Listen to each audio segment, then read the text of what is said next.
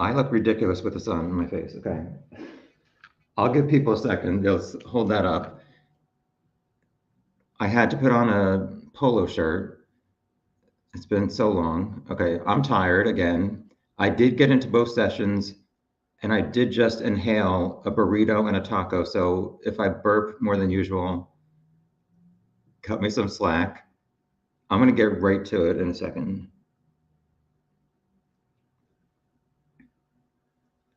Yeah, so what happened today?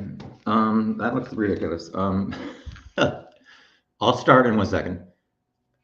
I'm going to start with page, hold on, sorry. These angles are not good. Can we start over?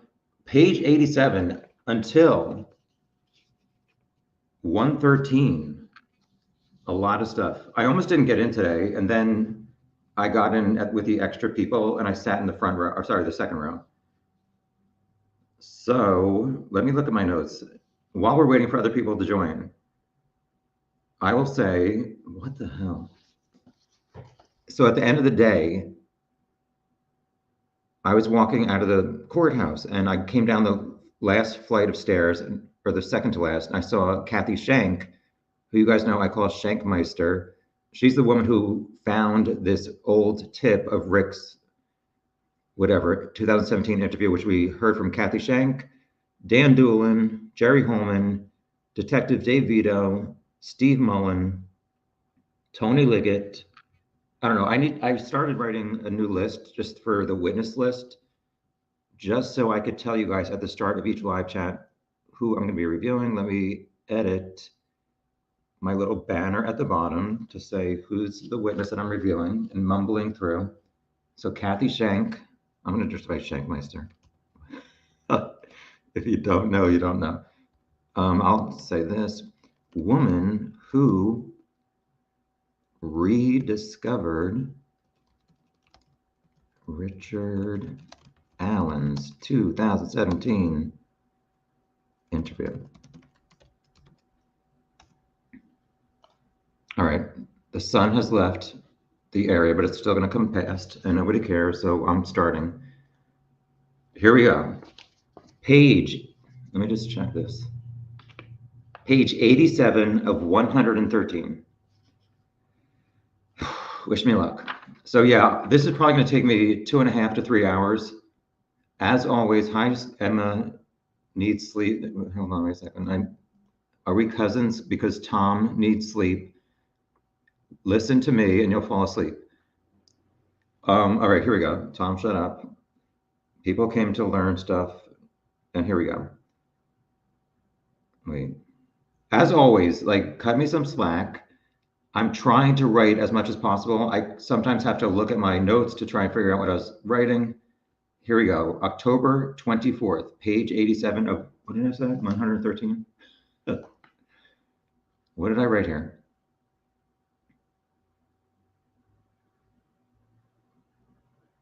What? Give me 1 second.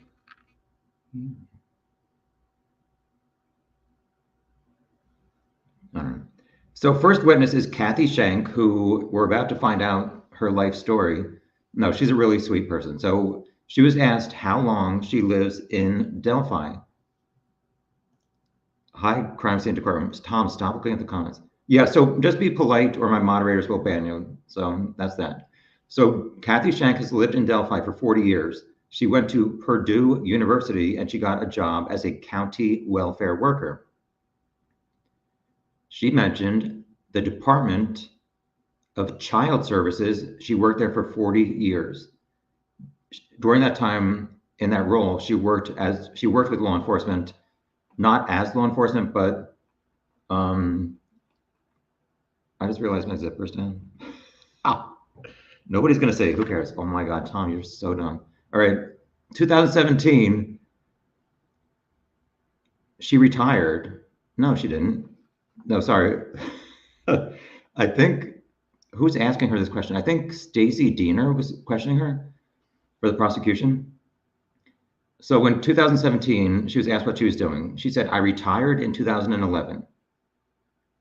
And then in 2017, I started to assist with the Libby and Abby case because she volunteered because she was retired and she's a nice, caring person. She said, I was in Florida, I guess on February 13th, 2017. At first, I thought maybe she retired there, but I think she was just on vacation getting a suntan. She heard the news about Abby and Libby, and she knew Robert Ives, who was the former prosecutor for Carroll County before Nick McClelland. She said to Rob Ives, or she called him Bob, I want to help with this case. So she returned home and she started working with police on March 1st, 2017 as a receptionist at the command center. She would help with tips from people. She would collect information and give it to the detective upstairs, who would then come down and speak to them. So if somebody would come into the headquarters for the police at the command center, they would say, I have a tip. She would write down just really basic information, go upstairs where the police are or detectives, say, there's this person downstairs. Here's the basics of what they said. So the police officer would come down. She's not doing interviews. She was asked, did you get a sense of how many law enforcement were working the case? 50 or more at that time. Then you took on more responsibility. Yes, there were banker's boxes of reports. So for anybody who doesn't know, a banker's box, it's like a cardboard box. It's maybe I don't know, a foot and a half high, maybe 2 feet wide, where you can put a variety of stuff, including papers. So she said, I'm an organizer, and I would arrange files and folders for detectives. And she asked them to get her 5 filing cabinets, which I'll tell you in a second what they're for, I think. So she would sit at a table and she would put narrative summaries. So I guess there's some maybe loose papers in folders, or just loose papers maybe. And I think she would kind of organize it and put it into filing cabinets. And I believe she would organize it alphabetically by the name of the person who gave the tip. So if someone's last name was Whiteman, it would go in W at the end, or Webster. I was luckily never a suspect, although somebody said I looked like the young guy sketch, but we'll keep it moving. So I wrote, she put narrative summaries, put in folder, looking at names, and she was told not to get into report narratives. So I guess police said, just don't look at the reports too much, just get the basic information and then sort it and file it. You might be wondering, well, was this before or after police processed that narrative? And I'm assuming it was after. She never, obviously, well, maybe not obviously, because obviously this one tip, or Rick's first interview, got lost, which there is some explanation about that coming up later. How many filing folders did you create? And she said, I filled 5 filing cabinets. She was asked, was there a tab on the folder that would have the first and last name of the suspect? She said yes, and sometimes the middle name. Didn't you do anything else with the folders? Not at that time. So were you the only one making folders? No, my friend put names on the folders.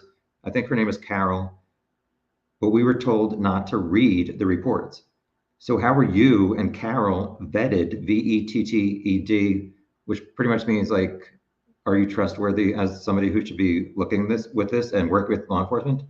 So Kathy Shankmeister said, it's just Shank for anybody who doesn't know that I'm an idiot. Kathy said, I had worked with law enforcement for years and they trusted her. So did you start a filing system? After I helped with tip collection in the building, I was a receptionist and they asked, I guess for her to, I don't know. I'm sorry. I didn't have a full thought there. Did you finish the folders? It took me a while, but yes. Were you given more responsibility? Yes, to enter narrative summaries in database. How did you receive these narrative summaries? They were already in the report, looking to put narrative summary in the database in the, I don't know, hold on. I wrote, already in report, looking to put narrative summary in the reports, the database required, quote, covered lead section. So I guess after these were considered covered leads, she would put it into the database. I don't know. How were leads distinguished? A numbering system. Would each lead get a number, like an identification number? Yes. Was the database used for other cases? Absolutely. Did you enter narrative summaries in the database? I was asked to enter tips in the database. So there's a difference between tips and narrative summaries. Were you given special access? The tips were forwarded to me via Tony Ligett. I entered in database. Ligett taught her how to do it, and eventually, a part of the Abby and Libby team, maybe. I had a space under that, which means I don't know the last word that she said. Oh, here we go. I know. Eventually, she was a part of, I think, the Abby and Libby tip line where she would receive emails. So she said they would come directly to her via email tip line. There we go. Page 88 of 113. So you were entering information in the database, correct? Who would give you direction? The unified command, whoever was there in the building at the unified command section. Ligett, Tony Ligett, was the main go-to person for her. Did you notice less law enforcement were present to work on tips as time went on? Yes. We were working in different, yes, there was a difference between working in the two buildings. I guess they transferred from like one building to another, and she said we were more cohesive in the second building. Did you have a file cabinet system? She said yes. That those filing cabinets, I guess those 5 cabinets, moved with her, still exists. So you would receive information and put only in database. She said, when I would receive tips, they went into the database. Were you asked to do more with the filing cabinet info? Yes, in September 2020, not 2022, she scanned each file into the database. Other documents needed to be scanned. How long did it take you to scan these 5 filing cabinets? 2 years. Were you reading the content? Not everyone, no. So where did you work? At the city building and then another location. We moved the filing cabinets. After scanning from the filing cabinet, how many tips were processed? Kathy Shankmeister said, that's my reminder to start the chat in 45 minutes, but I started an hour early. Here we go. After scanning from the filing cabinet, how many tips did it show that you processed? So Kathy Shank personally entered over 14,000 tips into the FBI Orion system. So this database that we're talking about is the FBI Orion system, which if you've watched my live chats, you've heard me say Orion, because this Richard Allen tip was the 74th tip out of like 70,000 tips in Orion. Did you work all day? She would go in at 12:30. Somebody likes to sleep in. Sorry, I have random comments that I say I can't change, so go watch somebody else. Did you work all day?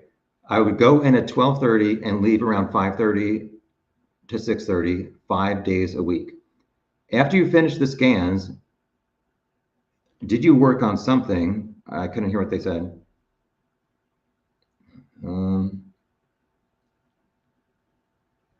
I can't read what I wrote.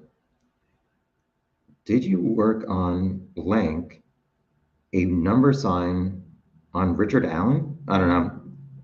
Her answer was, we moved buildings, brought material I had not yet organized. At this time, so I was watching Richard Allen at certain times, so I'm going to give you some perspective on what he was doing at certain times. So she said, I had not yet organized certain material. Richard Allen was writing on his notepad at this time. I located file folder box in my desk drawer. I just wrote locked in box. Noticed I was observing handwritten tip number. Concerned needed to coordinate with tip numbers in the system. So let's read that again. She had some papers that were in a box. I noticed I was observing handwritten tip numbers. I was concerned they needed to coordinate with the tip numbers in system, which I guess she means Orion database, the FBI database. These were written by someone before Kathy Shank worked on it. They were in a box. Okay, sorry. In a box, she found a lead sheet. At a certain time, your role changed. Yes. What caught your attention about this piece of paper, this specific one? It said it was dated February 16th, Richard Allen Whiteman. So a lot of us have wondered, when did Richard Allen come forward? This was dated February 16th. More information to come. Self-reported means that he somehow contacted police. This is Kathy Shank still talking. Self-reported that he was at the trails 1:30 to 3:30 and he saw 3 girls at the trails.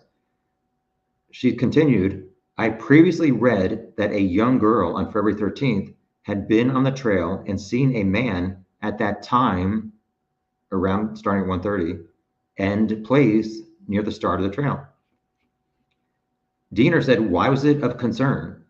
It seemed like a possible correlation between what she knew of these 3 girls who saw a bridge guy at the start of the trail around 1:30, although according to Rayleigh Voorhees the other day, it was 2:15. But we'll get to that later if we do. So at this time, Richard Allen is still writing on his pad at the defense table. So she looked for a Richard Allen Whiteman file, and she compared it to the file cabinet file. Diener said, significance to the box. The answer was, I don't know how the lead ended up in that box, how that lead sheet ended up in that box.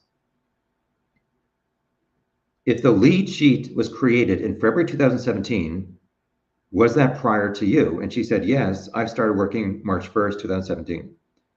Were there other things in that box? I assume so. When I received the tip, when I would receive a tip, I would enter it directly into this database. Handwritten tip,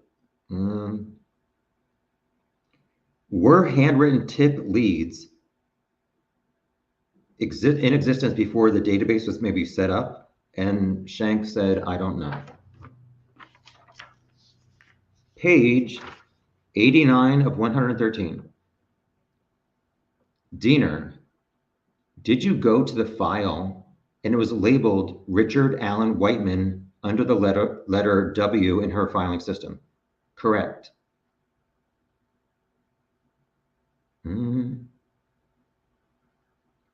See file folder.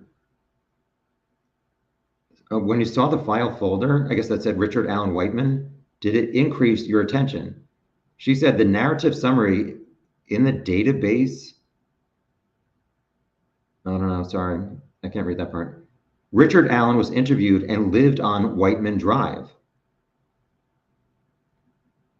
So Diener said something about that tip that related to you that never went back to the tip. Something about the tip, sorry. Something about tip that related to you that never went back to the tip? That's a question. Her answer was lead narrative. I found, quote, cleared on it. So on this piece of paper, it said cleared. I developed a system of cleared files with green mark. This had a green mark. She said she just organized the information, but other people would say cleared. So like somebody above her, like actually in law enforcement, would say this person has been cleared. It seemed like she said, I developed a system of cleared files with a green mark. This file had a green mark. And she continues saying, she just organized information. Other people would say cleared, so she did not say he was cleared herself personally. So what did you do? This was September 21st, 2022. what did you do when you saw this? And we're like, who is this guy who said he was on the trails 1:30 to 3:30 and saw the three girls? She said she gave this piece of paper to Tony Ligett. Did you change the file folder? Later, I changed the file to Richard Allen, not put back in cabinet again, because obviously it's a huge deal and they wouldn't put it back in the cabinet. They have to like follow up on it. When did you discover this? September 21st, 2022. And she remembered that date specifically because her deceased husband's, that was his birth date. Exhibit 228 was 3 pages long. At this time, Richard Allen yawned for the first time of the day. I think he yawned like 3 or 4 times that I saw. I think I yawned three times also. Do you recognize docs? Oh yeah, so Diener gives her 3 pages, says, do you recognize this? Yes, there was a manila folder, that's the color of this file folder, manila file folder. And there were 2 pages inside of that folder. Diener is done, and here comes Andy Baldwin for the defense. You have no idea if information on the 3rd page is accurate. Kathy Shank said, I wasn't privy to that conversation. So she's talking about the conversation between Dan Dulan, the conservation officer, and Richard Allen on February 18th, 2017. Yeah. Baldwin said, so that information could be a mistake. I could not hear certain parts of Kathy's testimony, but I didn't hear that part. Baldwin says, there is no Richard Whiteman. And Kathy, I think, said, well, I don't know if there could be a Richard Whiteman somewhere in the world. She didn't say that part, but she said, I don't know. Who made that mistake? It wasn't me. Somebody made a mistake on the Dan Dulan report. She said, the initial report, but I wasn't there until March. Baldwin says, details matter. Kathy said, as best as I can control. Baldwin said, this has stuff in here, FBI Orion system, you know? Her answer was database. I put information into. Maybe he said, do you know what the Orion is? And she said, it's the database I would type information into. And so he says, you put tips in Orion. Yes. The Abby and Libby tip line would come in through email. She would receive it, enter it in the database, including narrative summaries and reports. The officer would then, I wrote officer talked to person of interest, wrote a report given to me to enter, quote, covered leads, end quote, section in the database. So I guess in FBI Orion system, there's a section called covered leads. And I guess she's saying that somebody handed her this lead sheet that said Richard Allen Whiteman was covered. And I guess then at that point, she may have like written green on it to indicate that it was a covered lead that did not need to be followed up with anymore. Did you enter, I wrote narrative reports and tips both in Orion, and you entered, yes. Page 90 of 113. I did not hear the question, but Kathy then said, tip entered, if deemed a lead, then generated in database, assigned, followed up to talk to person of interest, make a narrative summary, and then Shank would receive that and enter it in the Orion database. Baldwin said, which of these 2 pages came first? And she said, I can't tell. It's not that it's a secret, but that she doesn't know. You saw thousands of tips, no other tip concerning Richard Allen or Richard Whiteman, not that I saw. Baldwin then said something about the girl saw the guy. That was because earlier Shank said, I remembered a tip about some girls who saw a bridge guy entering the trail around 1:30. And then she saw this Richard Allen 2017 tip that said he saw 3 girls around the start of the trail and he was there 1:30 to 3:30. So, where are we? I need my first drink of the night. Oh, I'm delirious. All right, here we go. I think I left off at this part. Girl saw guy. That's what Baldwin said. And so Kathy said she saw a man on the trail at approximately the same time that Richard Allen self-reported. But didn't she, this Baldwin, she described the guy as tall and muscular. Shank said, no, I just saw the time and place and date. That there was an initial self-report of Richard Allen. It did not have a description of him.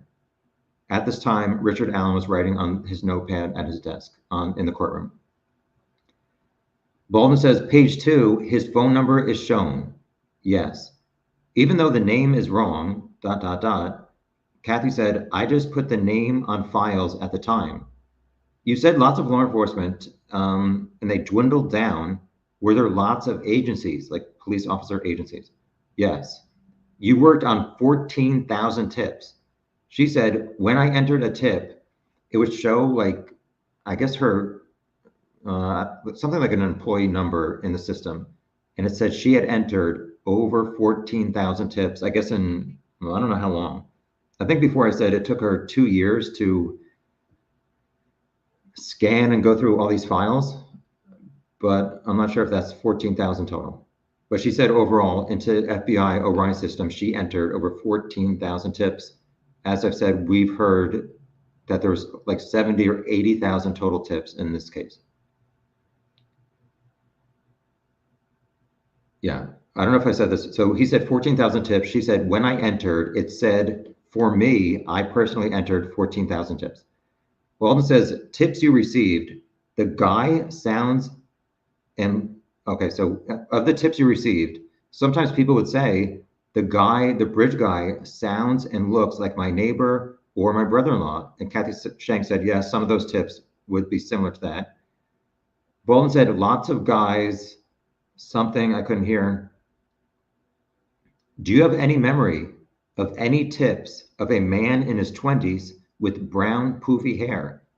She said, I had so many, I can't remember. Any tips about a man bloody who looked like he just slaughtered a pig? I can't remember. In September 2022, you gave that tip to Tony Ligett. Yes.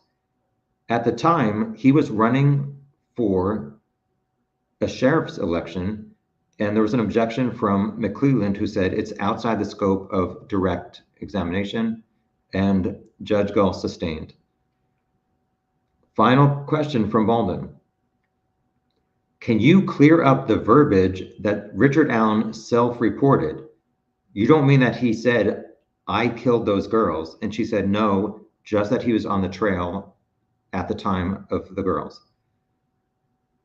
And I guess she ended her response as saying, Richard Allen had come in and self-reported that he was there 1:30 to 3:30 and he saw 3 girls.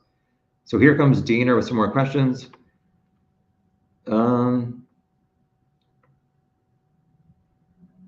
I think she said, what time you received email tips in Orion, did you do it from the beginning? And she said no, because she said a few times that she started working March 1st, 2017. I'm not sure what this means. I wrote months or years later. Her answer was enter after we moved from the city building or to the city building, to their second location for the command center. Were there lots of tips processed before you? She said no. Do you go back and read tips? No. If people identified from a roadblock, would they be something that you would see, a tip you would see? And she said no, someone else would enter those.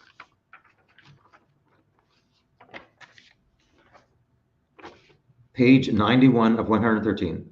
Here comes Baldwin again. We're doing this again. Richard Allen came forward to assist with the investigation. McClelland objected, says speculation. Judge Gall sustained, and Baldwin said, that's all I got. Jury questions, there's one question. How did you determine the name was incorrect? So how did you figure out that his name was not actually Richard Allen Whiteman? She said she had gone to the file and saw the name was Richard Allen, and I was a local, so I knew that there was a Whiteman Drive in Delphi. That's it for Kathy Shank. I'll have to update my thing. Here comes somebody that we've been wanting to hear from for a long time.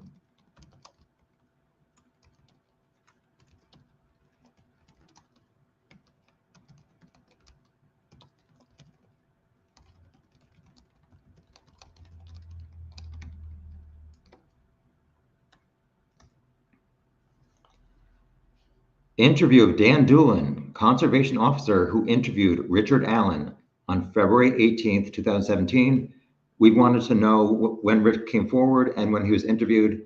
Apparently, it was never established, which I might get to later, if Rick called police or walked into this command center to self-report.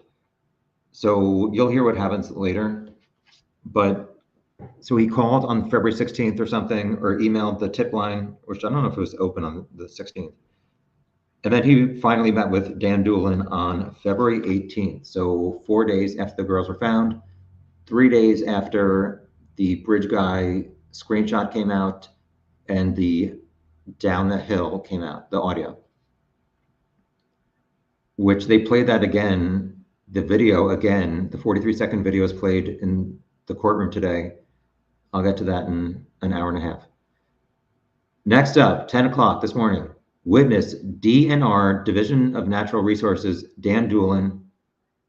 McClelland is asking him questions. So again, at the start of every new witness, they give like a background on their lives. He is a conservation officer for he's been doing it for 26 years. Currently, he is a captain.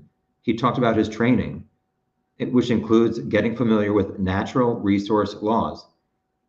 He attended the police academy like every other law enforcement officer in Indiana has to do.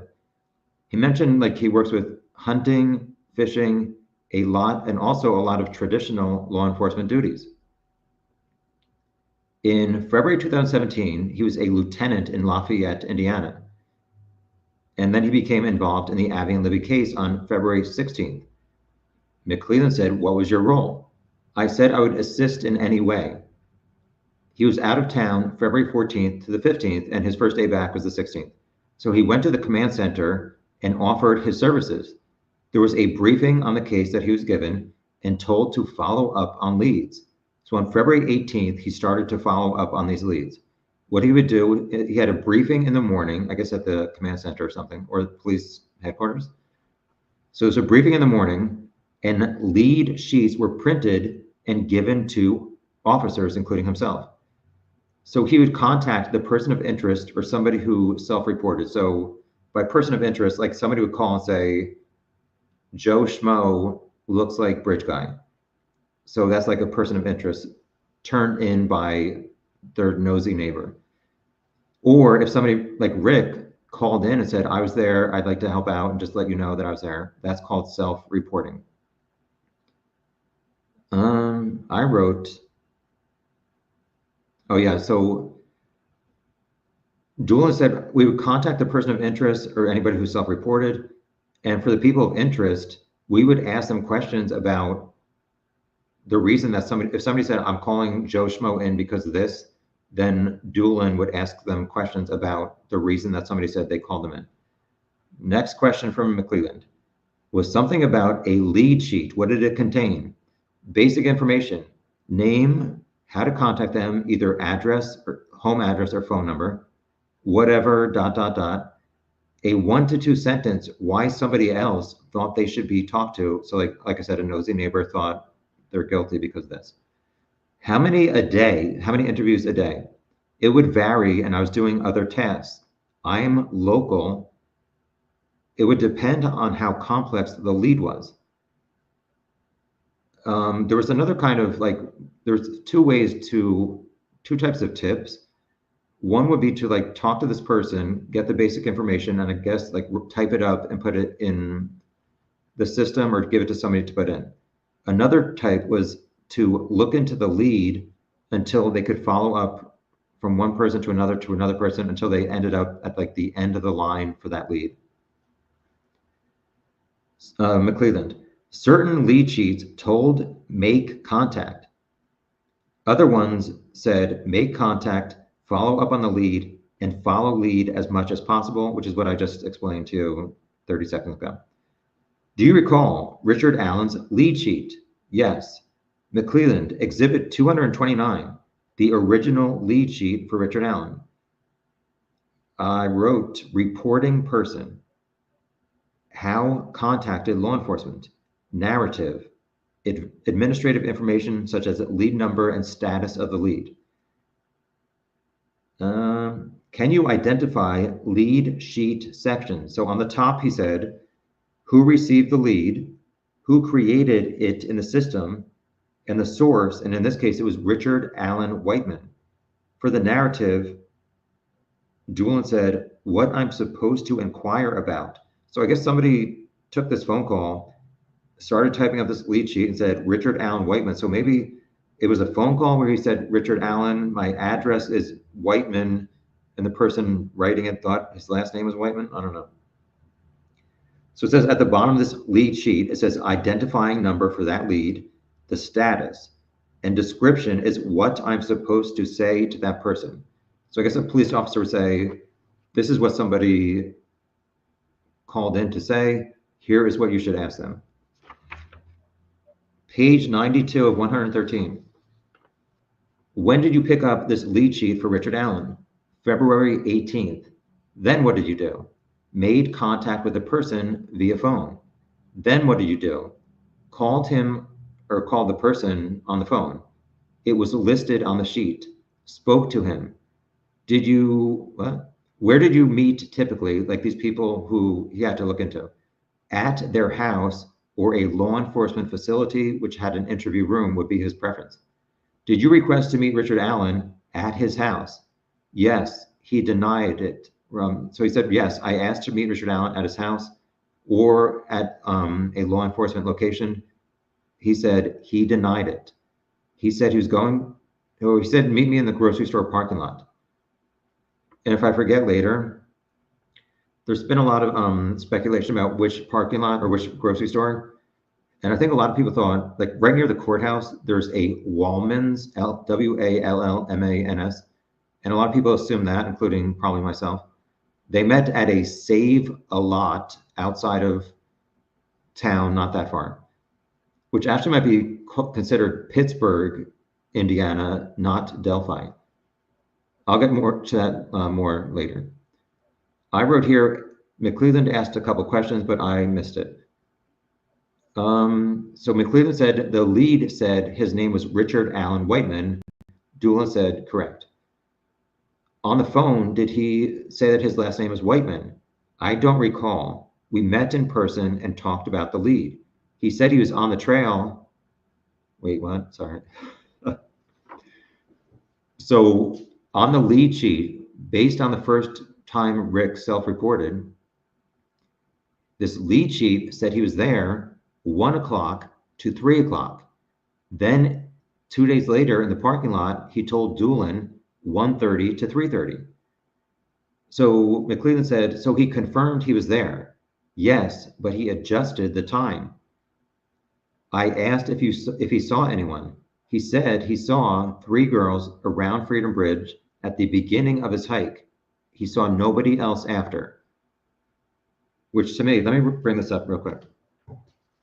I don't have my list here, my for and against, but somebody reminded me, Bree Wilbur the other day said that really Voorhees on the trail was saying hi to everybody and they would say hi back. And the only person who did not say hi back was Bridge Guy. And somebody reminded me, like, what about all those other people who were these other people that Bree was saying hi to on the trail? Unless Rarely was saying hi to. Because Richard Allen didn't see those people. So that's that. Anyway, Um, yeah, I need to update my for and against sheet, and I need to make a spreadsheet in my spare time.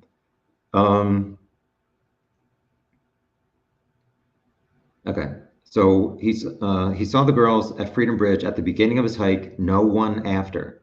Where did he park? He said, this is a little bit of a discrepancy here. So McClellan said, where did he say he parked? I could have swore that Dulan on the stand said, he said he parked at the Farm Bureau parking lot. I'm not sure if I documented it wrong, but it was clear it was the CPS building where he parked at. Let me just expand on this. So, well, Dulan is saying, at first he said it was at the Farm Bureau building, but he was not sure if Dulan was the one who incorrectly wrote down Farm Bureau building. But he said we had a somewhat lengthy discussion about exactly where he parked. It was like next to an old building, next to Hoosier Heartland Highway. So it was clear to Dulan that it was what we know as the CPS building, the abandoned one. So both he and Rick were clear on that during this conversation. Did he say where he walked? From vehicle to Freedom Bridge, where he saw some girls, and then he walked toward High Bridge. Did he see anyone other than the three girls? No, he said he was looking at a stock ticker on his phone while he walked. I did not get McClellan's next question, but Dulan's answer was, take notes on back of lead sheet. So I guess maybe he asked, did you record this? And he said no, but like this is like the lead sheet, and I guess he wrote down on the back what Rick was saying. This interaction with Richard Allen, the interview, was no longer than 10 minutes.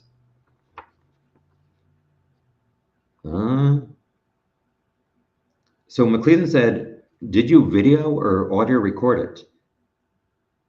Dulan said no. I don't know is what I wrote after that. He didn't have his voice recorder. It was one of the first leads he had conducted. So like I said, he was away on the 14th and 15th. On the 16th, he said, what can I do? February 18th was the first day that he was actually following up on leads. So he said, no, I didn't have my voice recorder. I would have recorded it if it turned into a full investigation. But at this point, he was just like looking to get some basic information from Rick. I think he said at that point that I did start recording these later, but like I said here, this was like one of the first leads he looked into. Took notes with Richard Allen, absolutely. Any more information? So I got his phone information. At this time, Rick was nodding yes. And he got the MEID number, which is like a serial number from the phone. What happened next? I took my notes and put them into a Word document. Summary for investigators. I ran his driver license information and submitted a packet to the investigation center. Page 93 of 113.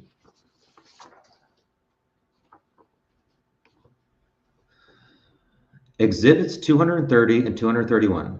230 is the Word document that Dulan typed up with his notes from his interview with Rick. He wrote that Word document within an hour in a parking lot. I guess he has a computer in his car, his his natural resources car. He said, he went to the fire department and typed it in a parking lot. Exhibit 231 is a scan or photograph maybe of Richard Allen's driver license. McClellan is done. Here comes Brad Rosie. Brad Rosie said after these two items were submitted, or McClellan asked to submit them as evidence, he objected because I guess Richard Allen's social security number was on one of these pieces of paper. So McClellan had somebody go back and like erase that before they printed it out to submit as evidence and give to the jury. McClellan said, I'm sorry, that's not true. Rosie objected, but then McClellan went back to asking questions to Dulan. You spoke to Richard Allen. I wrote, spoke to Richard Allen, 3 girls near Freedom Bridge. He headed to Monon High Bridge. Which direction were the girls headed? Dulan said, I don't recall what he said, what Richard Allen said about the direction the girls were headed. What happened next? I made a packet for the command center. I think the next question was, you follow up on lead? The answer was no, I just do the initial information for the command center. So Exhibit 232 is the updated lead sheet. The disposition is included, and somebody took my narrative and retyped it into the Orion FBI database. Does the narrative accurately reflect your Word document? Yes. In September 2022, what happened? So this is right after, maybe even September 21st, 2022, after Shankmeister finds this tip, she gives it to Ligett. So McClellan wants to know what happened in September 2022. Dulan was at the office and got a call from Steve Mullen, who's the investigator for the Carroll County Prosecutor Office. He asked if I recalled an interview with Richard Allen. I said the name did not sound familiar, but I was in the office and I have binders with conservation officer information collected. First, I searched Richard Allen on my computer. So in the bottom left on like Windows computers, there's like a search bar. So I think he was saying in that search bar, I searched the name Richard Allen on my computer, and the result that came back was a Word document, which he had typed up in 2017. Knew I interacted as soon as I saw that document. I got the binder, I guess with previous conservation officer information, and I met investigator Mullen and brought the documents. Did you do any further research? Yes, I utilized the DNR resources. There's a point of sale system. So like I said before, this DNR is Division of Natural Resources or Department of Natural Resources, which is like fishing and hunting stuff. So what's his name? Dulan has a point of sale system that he has access to with fishing, hunting, and turkey license database. That sounds fun. So he said the type of information that is in it is, so if somebody like applies for one of these, like a license to kill fish, hunt, and turkeys, they have to enter information to apply for the license and stuff like that. So the information that they enter is name, phone, email, height, weight, date of birth for every license that is bought. What did you, I think McClellan said, what did you find? And the answer was phone, email address. Did you find fishing licenses? Hello? Did you find fishing licenses? Yes, for Richard Allen and his wife. Did you compare the licenses over the years? Not on the initial screen, so I asked some other person to pull information from our historical information for Richard Allen's purchases and licenses. And we would get information such as IP address, credit card, changes in email addresses, and changes to his physical profile that he made. So McClellan said, did anything stick out?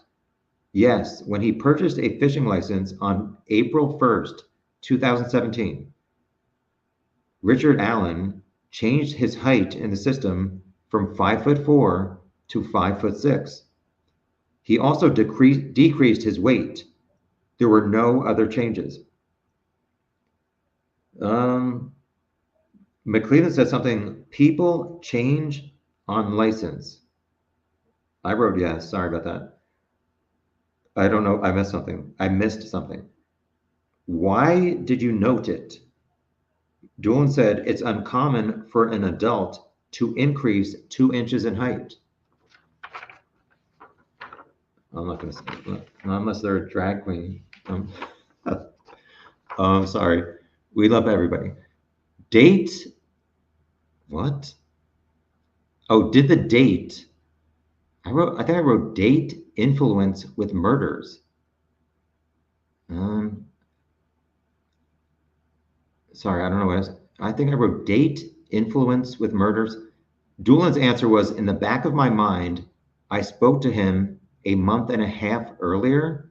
Oh, so the April 1st, 2017, he sees that Rick adds 2 inches to his height. And I guess Dulan said, well, I remember that I talked to Rick around February 18th, 2017, about a month and a half earlier, then he changed his height by 2 inches. Not sure that this matters, but we'll get more to it later. So Rosie gets a chance to talk to Dan Dulan. In 2017, Richard Allen contacted law enforcement, gave a tip, and suggested that he reached out to cooperate. Yes, Rick did reach out to law enforcement and was cooperating, apparently. Did Richard Allen call? I'm not sure how we received Richard Allen's self-reporting.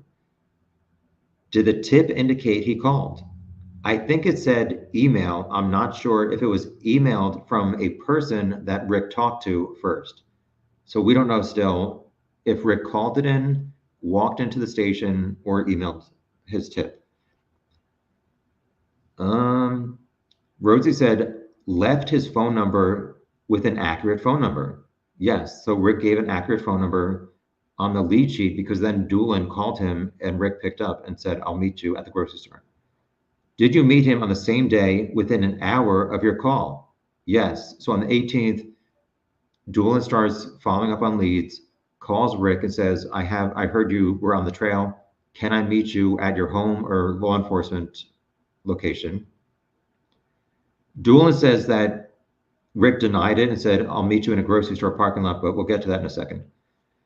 So within an hour of Dulan calling Rick, he meets Rick.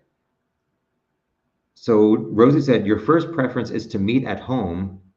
And did you ask Rick that? And Dulan says yes. And Rosie said, Rick told you he was on his way to the grocery store. And that's why he would meet him there. Like it was not anything shady or being avoiding. And Dulan said, that's possible.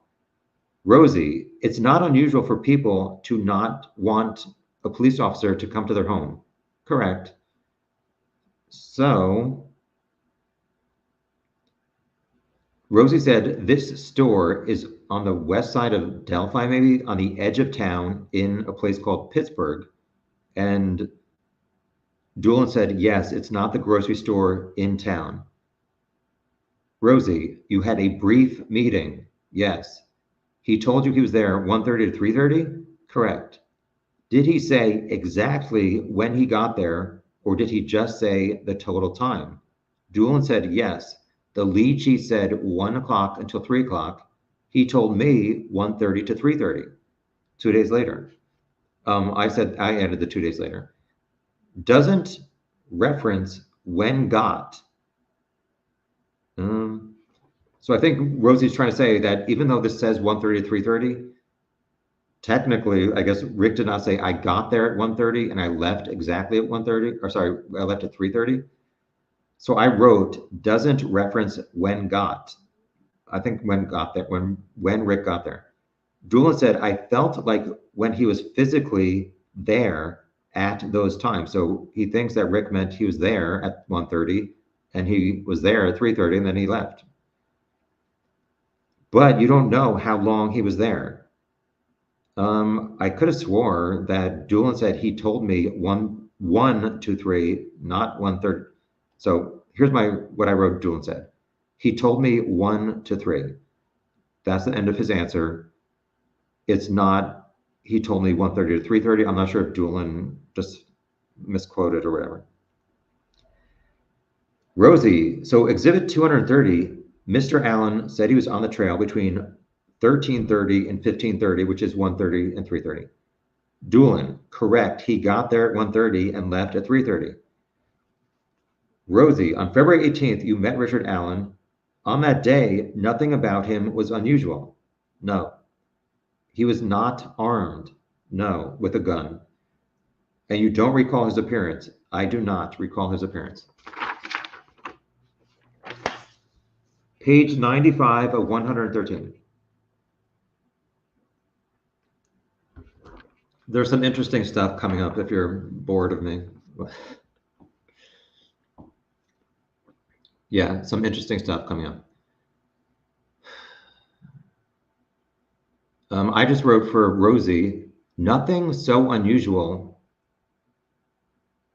Direct him to police. Correct. I don't know what that means. Were there notes on the tip sheet? Yes. But you don't know what happened after. I wrote question mark, which means I'm not sure. I must have not have heard something. I think Rosie then asked, did you throw away the lead sheet? So, like I said before, Dulan would get a piece of paper, the lead sheet. He said he typed up notes on the back, and I think here Dulan is saying I threw away my handwritten notes after I typed up the Word document because I just typed it in Word and I did not need the piece of paper any longer. And I guess the lead sheet itself had been saved in a system, so he thought maybe he did not need to save it. Rosie, you don't have any recollection about the conversation beyond what was written in the report. Dulan said, I remembered the part about the stock ticker on his phone. So he remembered that Rick said, I was looking at a stock ticker on my phone. Tom looked at Rick today in court, and Rick nodding yes at this point.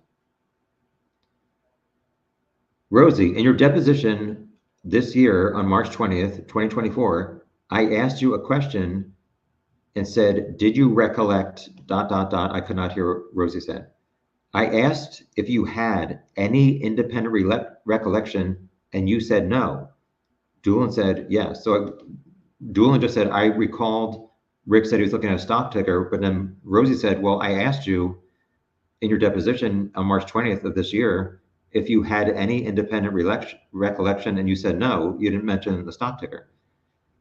Did you know Richard Allen before February 2017? Not at all. A lot of us have wondered if Dulan went into CBS and knew Rick, and maybe when he talked to Rick, he thought, there's no way my friend Rick could be Bridge Guy. And apparently, Dulan is saying he did not know Rick at all. You had the wrong name on the report. I was given the report with the wrong name. I don't know if Richard Allen gave the wrong name or the person typed it up on the report incorrectly. I met and found out his name was Richard Allen, so I corrected it on the report. You looked at the phone and he gave it to you. Yes, I got the identifying number. He assisted you in finding that information on his phone. I could not hear what Dulan said. The next thing was possible follow-up, ask. I didn't get the end of that. You didn't ask what he was wearing. That's correct. You didn't ask what he was driving. That's correct. Next up, Rosie said, he parked at the old Farm Bureau, but not sure if Richard Allen used those words. Correct. The name is, sorry. So Dulan said correct. The name is, excuse me? Sorry.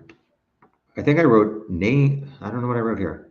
I think name is, we discussed the physical location of where Rick parked that building. I am 100% confident he was at the building across from Anderson Grain Building. The Farm Bureau error was on my part.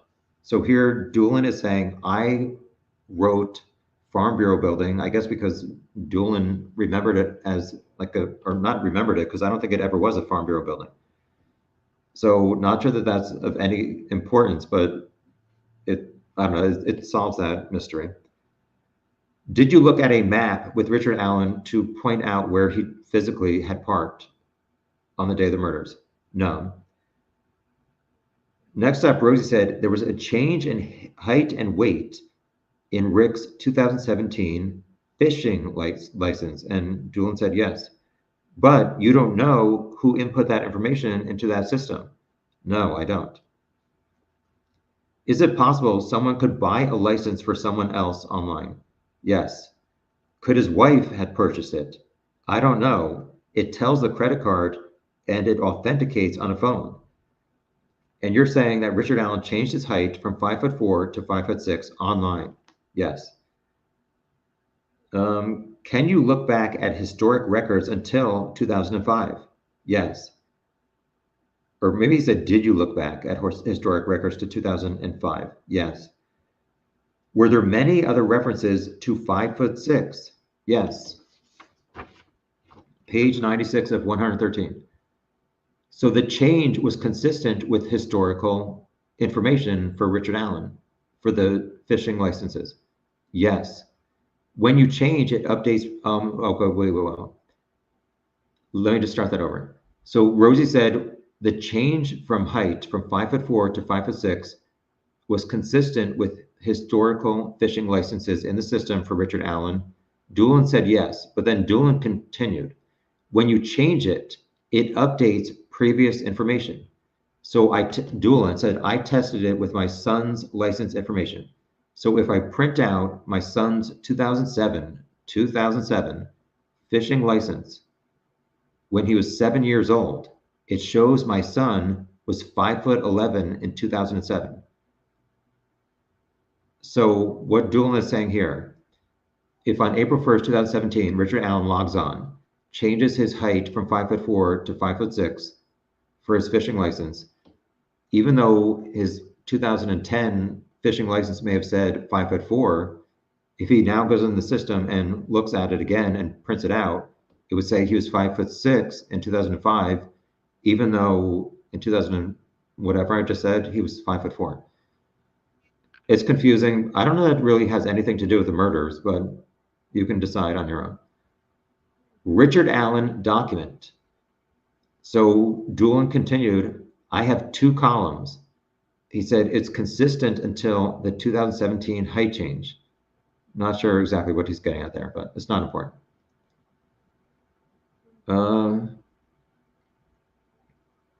I wrote, when I talked, this is Rosie. When I talked, Richard Allen did not seem deceptive. Or maybe he said, when you talked to Richard Allen, did he seem deceptive? And the answer was no. Rosie said, it's not unusual for a 10 to 15 pound weight fluctuation. Correct. Were you involved in 2017 and doing other tasks? Yes. So you would interview people and their cell phone numbers associated with the towers. Okay, so let me stop. Let me repeat. So Rosie said you interviewed other people, and he said that a lot of the people that Dulan interviewed were because their cell phone numbers were associated with pinging on the cell phone tower, I guess by Ron Logan's house. And Rosie said you followed up on dozens of people. Dulan said, yes, I made cold calls. So he would get a piece of paper that had like a bunch of these phone numbers that pinged on the cell phone tower, and he would just call them and like follow up. Rosie, there were lots of people on the trail. Dulan said a lot of these phone numbers included people who were driving on Hoosier Heartland Highway. So that's that. I don't know what's going on. I have a line here. I'm not sure if this is Rosie continuing to ask questions. So the next question is, were there cameras? Excuse me, what is this? No, I think he said, did you do a canvas of the crime scene? Yes. When did you go to the crime scene? This is Rosie asking Dulan. When did you go to the crime scene where the bodies were found? Numerous times during the investigation. We have some officer logs that would have the exact dates I went. At least 2 times the first week after the murders. We would go to look for evidence. Rosie, when was your first time out there at the crime scene? February 17th, the day before I talked to Richard Allen. Did you find any items? Yes, sticks and branches in a 4 to 5 foot area. Did you contact someone because those branches had blood on them? Yes. So the crime scene had been released already? Yes. Several times the crime scene investigators went back. Still? Oh, there was still crime scene tape around the area. So you spend a lot of time in the woods near Monon High Bridge? Yes. Are you familiar with that area? Not in woods. On foot near creek is what I wrote. Did you notice deer stands? Yes. So Rosie said, it's not uncommon to find shell casing in the woods, is it? Dulan said, the cartridges are more of the caliber like 12 gauge or a shotgun or shells, instead of the 40 caliber that was found next to the bodies that Richard Allen also owned similar rounds. Did you tell me in a deposition it's not uncommon to find spent and unspent rounds? Yes. So people in the country have handguns? Yes. Is it common to see hunters and fishermen carrying handguns? Yes. I wrote up here, so why did the defense say that Richard Allen is 5'4" if he's entering 5'6" on his license? Because they want him to seem shorter. Uh-oh, I have to read this side too. Wait, I just did this. All right.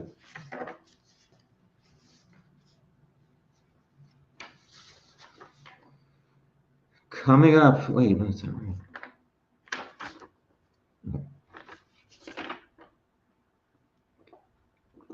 Hi, 1,049 people. Here we go. Yeah, if you're just joining, like, how long have I been on? An hour and 8 minutes. We're on page 97 of 113. Keep it moving. Rosie is almost done. Was Sig Sauer a standard issued gun to law enforcement in 2017? Yes.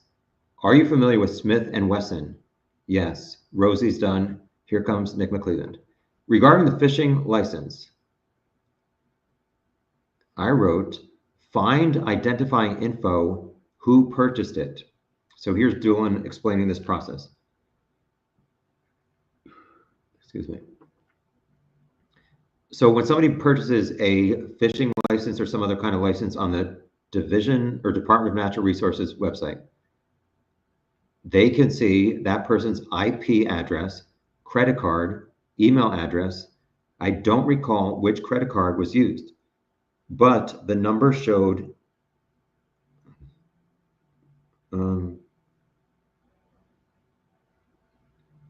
I'm sorry, not number, but Nick McClelland showed Dulan a report that stated credit card was purchased, the credit card that purchased the fishing license.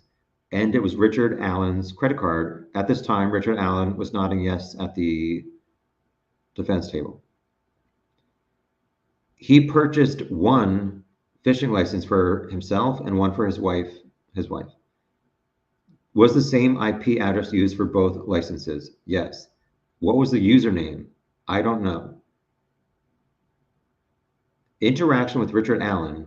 You looked at his phone. I guess he said, "What during your interaction with Richard Allen, what did you do?" And Dulan said, "Looked at phone." McClelland, did you open text messages, photos, or apps? No. Did Richard Allen allow you to go into his phone? I don't recall. The next thing was the ID number. Dulan said, I don't remember. I was looking for the IMEI, and me and Rick and I discussed his settings, and we found the MEID. McClelland said, so Rick was manipulating his phone, which I think he really just meant like Rick was the one actually like pushing the buttons. And Dulan said, yes. Here comes Rosie again. Software auto-populates when you enter new information, which I guess is he's going back to this fishing license website. Dulan says it lists in one column current information, and one column shows information that has changed. Rosie, after 2017, you didn't hear about him until 2022. Correct. So he's saying after you interviewed Richard Allen in 2017, you did not hear anything about him, like being bridge guy or anything about him at all until 2022. And Dulan says, correct. Rosie, not one time did you think that guy I met at the Save-A-Lot grocery store parking lot could be bridge guy. Correct. Rosie's done. Here come two jury questions. The first time you interviewed Richard Allen, what did his hair look like? I don't recall. Question 2. your package of like information that you would give in your report, was it a new lead sheet to print from your car computer? Dulan said, I did not have access to the lead sheet system. I took my Word document, print a copy, and staple, and I guess give it to, I don't know, the command center. So Dulan was done at 11:17 a.m. this morning. The break was 15 minutes. At that time, I had nothing else to do. So Richard Allen was standing alone. It's really awkward in the courtroom, I'm not gonna lie. It's awkward any place I go. Um, I wrote, so like Rick is just like, it's so weird. Like, even if he's like innocent, he's just like standing there. Usually there's police around, but like a lot of people take a potty break. I just sit there and it's just so weird. Like the lawyers go out and he's just like standing there. And it's like, I don't know. I just wonder what the hell he's thinking. So Richard Allen standing alone. Oh yeah, it's freezing cold. I'm very sensitive to cold and negative comments online. No, I'm kidding. So I was going like this, and so was Rick. Like we were both like trying to warm up our hands. I wrote he's rocking side to side. As always, I'm just trying to like give some kind of context about what he's doing. I'm not reading anything into his body language most of the time until later, which I don't even remember like what's coming up, but Rick was not, he definitely changed his demeanor for the first time this entire trial. Okay, here we go. I'll have to update this. Next witness.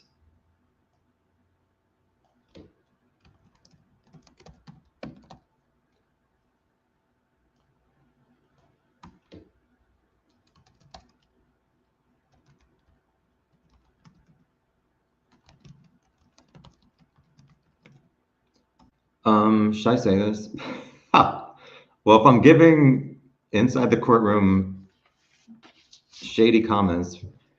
So next up is Steve Mullen, who was the former Delphi police chief at the time of the murders, and he started working as an investigator for the prosecutor's office.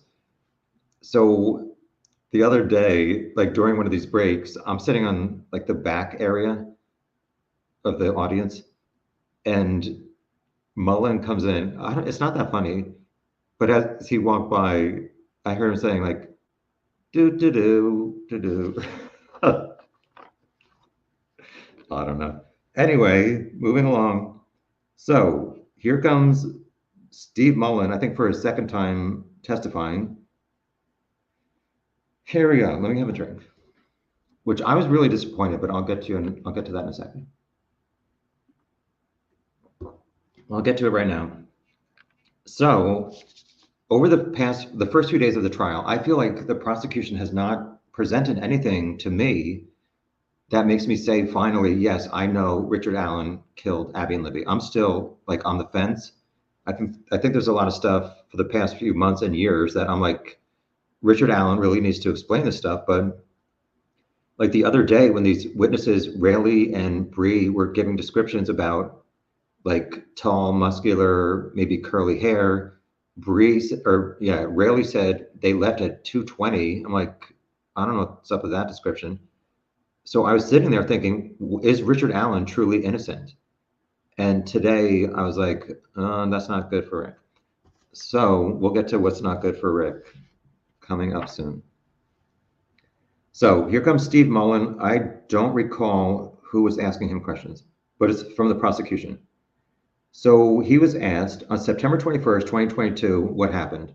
He got a call from Tony Ligett. So as I just described, Shank Meister finds this tip, gives it to Ligett, and Ligett calls Steve Mullen. Ligett said, we located this paper, Dan Dulan's report, an interview with Richard Allen. What happened next? Mullen called Dan Dulan, forwarded info to Mullen. So Dulan forwarded some information that he found on his computer. Why was this information from Dulan on his computer, but not in a system like Orion accessible to Mullen?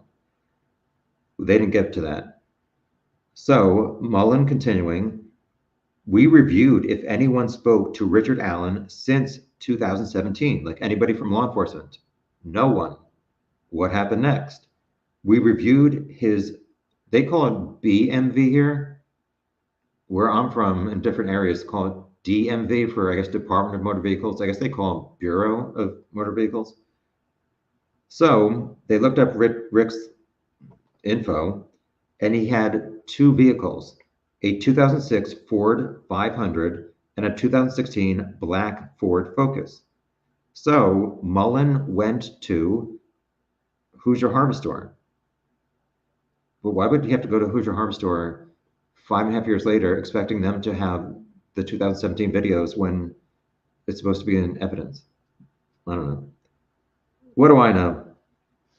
So next comment by Mullen was video. He looked at video in the time period of Rick's timeline of 1:30 to 3:30, his original timeline. The question from the prosecutor was just, I wrote down prior, and then it's something about photos of Richard Allen's vehicle. So what was this about? Maybe he said, did you take photos of Richard Allen's vehicle? So after they got this tip that they found again, they want more information about Richard Allen. They figure out that he has two cars, and Tony Ligett went over to CVS because I guess they figured out somehow that he worked there. And they found Richard Allen's car and took photos so that they could look at these photos of Richard Allen's car, his Ford Focus, while they watched the Hoosier Harvest Store video from the day of the murders. Page 98 of 113. When take photos? It was several days after September 21st.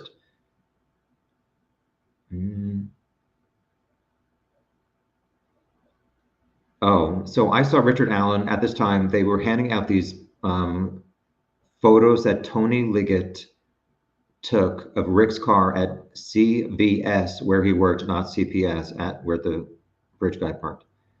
So I wrote here, what Richard Allen was looking at was a photo of his car parked in reverse at CVS. It was taken during the daytime. So I guess there was two photos of his car at CVS at his job, and those were admitted as exhibits 244 and 245. What happened next? Mullen looked at the Hoosier Harvest Store video, and the car he saw matched the description of Rick's car. I guess he said the timeline he looked at of the video was before noon to beyond 1 o'clock. Oh, no, I'm sorry. He was asked, what did you do next? He was looking at the Hoosier Harvest Store video to see if he could find a match to Rick's car. Sorry about that. Whoever's asking him these questions, I think it was McClelland, said, did you find a match? Yes. When? 1:27 p.m. and 35 seconds. Baldwin objected. He said something about a preliminary question. So I wrote here, Nick McClelland asked, I think Baldwin said, I have a preliminary question. And he said, McClelland asked Mullen if he saw a car that matched Rick's, but your opinion is that it matched? So Mullen said, yes, the shape, size, and time period. I believe it is, period, Richard Allen's car on this 1:27 Hoosier Harvest Store video, which I've been wanting to see for so long, either the screenshots or the video. I thought it was going to be shown today, but even though the jury got these screenshots of the video, they did not play it or put the pictures on the big TV. So not sure if that's coming. Because for me, I really want to examine how close it matches Rick's car and to like make up in my mind, is he truly innocent or guilty? Because I have not really made up my mind yet. I wrote here, Baldwin object. McClelland said, Mullen can give his opinion. Gull overruled the objection. Exhibits 233 to 242. So Mullen said, this shows a frame by frame or second by second of this car driving by. He said it's 9 seconds, 1:27 p.m. and 35 seconds to 1:27 p.m. and 44 seconds. The car is traveling east to west. At this time, I wrote, Richard Allen looking at the photo packet with his glasses on. Exhibit 243, close-up of the car. Sorry, my paper moved. Exhibit 243, close-up of car. At this time, Tom noticed Rick and Baldwin were looking and talking. I guess they were looking at some of these photos. Rick scratched his head on the crown of his head, scratched his hair. And I wrote here, Rick shake head no at some point. This was while we were waiting for the jury. So the jury got these printouts of these screenshots, and they took like a 2-minute, not a break, but during that time, there was no talking. So during that time, I guess Rick was looking at these pictures also, talking to Baldwin, and shaking his head no for some reason. So Mullen gets off the stand, and he goes to this large TV that we're using a lot, or fairly often, which I want to talk about that. A lot of us heard that there was this $72,000 podium that was purchased. Nobody has stood at this podium or touched it in like 5 days or a week of the trial. What day are we on? Oh, today's Thursday? All right. I'm so tired. I don't know if the $72,000 included this large TV. As I've said before, it's maybe like 6 feet wide, 4 feet high, and it's like touchscreen, but they didn't worth $72,000. Moving along, where are we here? So Mullen got off the stand and went to this, like, I think it's again, this Google map that they're using a lot, like a satellite view of Hoosier Heartland Highway to Ron Logan's crime scene, 300 North area. Mullen at TV map, he was showing the direction that this car was going, and he said it disappears past house. Excuse me. First appearance is 1:27 p.m., 35 seconds. I guess McClellan said, do you believe that vehicle matches Richard Allen's car? I do. Exhibits 244, 245. I wrote 243, pics for Mullen to review on the stand, photos. I don't know if this is McClelland, but somebody asked Mullen, you can't see the license plate and you can't see the vehicle identification number or the driver. Mullen says that's correct. Are there any distinctive characteristics? There are several. The shape, it's a hatchback like Rick's, the tail lights, bumper, the rims/wheels, and the spokes. So Rick's car has these black hubcaps, whatever you want to call them, rims or hubcaps. And Mullen said, you can see daylight through the other side of the car that goes by Hoosier Harvester. So no, first he said the spokes on Richard Allen's car at CVS where he works. You can see daylight through the other side. Then he said on the Hoosier Harvester car, you can see daylight on the other side of the vehicle. And I wrote, uh-oh, that's not good. Is the time significant? Yes, Richard Allen told Dan Dulan he was at CPS at 1:30. Tom was observing Rick to see what his reaction was. I wrote, Richard Allen, look down to left. So, well, I'm going to say what I wrote, and then I'll act it out for Tom's community theater. Richard Allen, look down to left. Shake head, no. I wrote, crying, question mark. Actually, I wrote, Rick looked down to left for 10 seconds. Shake head, no. I could not tell if he was crying. I'm not saying he was crying, but I think it's hard to remember.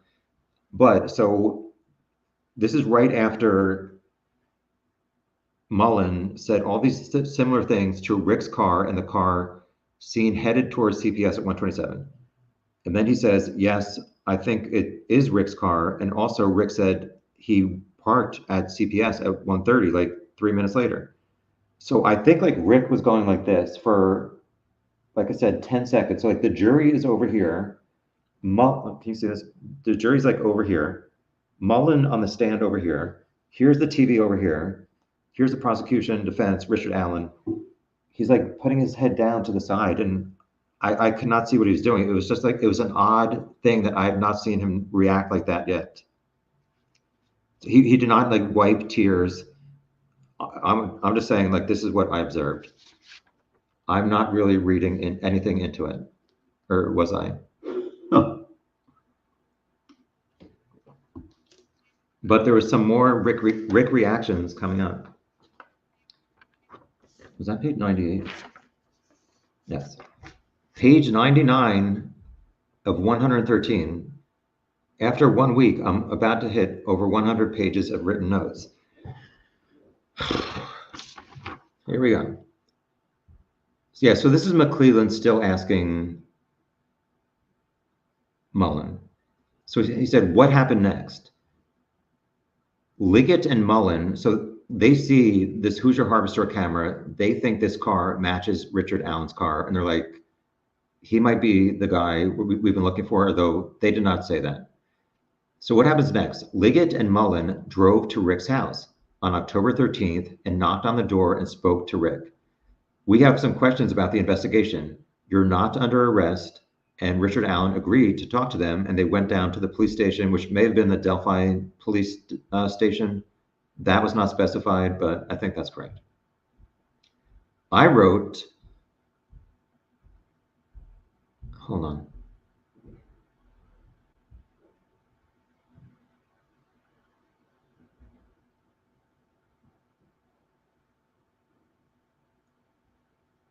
So I wrote Rick's face color.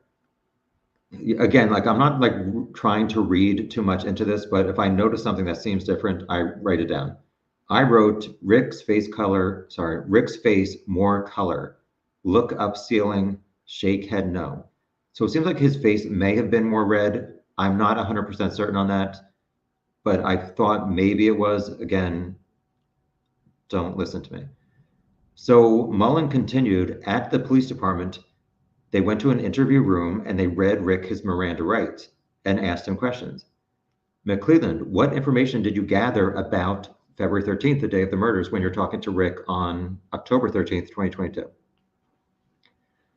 Rick said he had gone to his mother's in Miami County, which was later identified as either like Peru or Mexico. Not the countries, those are cities in Indiana. Rick was off that day. His wife, I'm pretty sure they said his wife, but I did not write anything. I have like an empty space, but I know later they said she was at work. He said he left his mom's around 11 or 11:15, went home, got a jacket, went to the trails, walked ahead of trails, and passed 3 girls. He was looking at a stock ticker as he walked. Where did he park? He could not remember. It was next to an old building, which is CPS. He arrived at 12 and left at 1:30. The direction he was walking on the trail, he went to the entrance to High Bridge. So he was at the entrance. He walked to Mullen on High Bridge to look at fish, and he walked out at least to platform 1. That's the finished part of Mullen's answer to that one question. What does it say? Oh, so I guess McClelland said to Mullen, can you get off the stand and explain the route that Rick took when he parked to High Bridge, and just show on the map on the TV to the jury? So Mullen went to the map. I wrote here, indicated 3 girls at the beginning. I wrote next, tell which direction. They walk away, he enter. They were walking away as Rick entered around 12. He said the girls were walking away, the 3 girls he saw. So then Mullen leaves the TV and goes back to the stand. The question was, can you describe, oh, sorry. What? I wrote, did he describe the vehicle, I guess, that he drove that day? 2016 Ford Focus. What was his route to the trailhead? Mullen said Rick believed he had gone. Okay, so how did he drive to the trails? Like, what route did he take from his home? Mullen's recollection of what Rick said in October 2022 believed he had gone through the country. What? Oh, normally to go to the trails from his house, he would go through the city or the town of Delphi, but he may have gone through the country on February 13th. At this time, Tom noticed Rick was taking notes on his yellow pad. I wrote next, Mullen show the city route. So I guess Mullen went back to the TV and showed the difference between taking a route from Rick's house on the country road versus the city route through Main Street, Delphi, and then going east on 200 North over to 300 North to the parking area. So if he took the country route, which is the longest of three ways from Rick's house to the trails, he passed Hoosier Harbor Store. At this time, I noticed Rick shaking his head no. Next question. How long did he say he stayed at the trail? About an hour. I guess they said Mullen asked Rick in October 2022, what precipitated you making your report to law enforcement? So why did you self-report on February 16th, 2017 that you were on the trails? He said he told his wife he was on the trails the day the girls went missing. That's all for that, I think. But Mullen continues saying he was wearing a black or blue jacket, a skull cap, SKULLCAP. Do I have to Google this real quick to show you people? I'll Google it and show you so 1,000 people don't have to Google skull cap.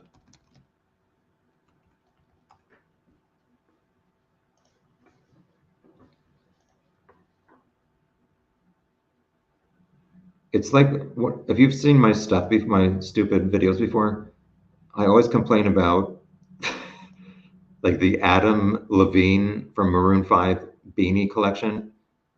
Anyway, share screen real quick. Where the hell is it?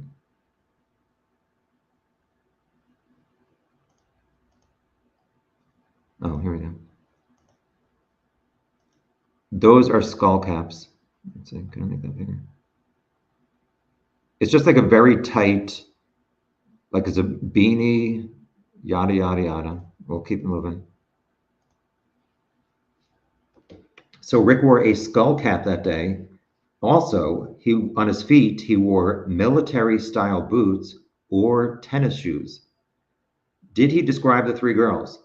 He said one appeared older, two younger. Did you ask him?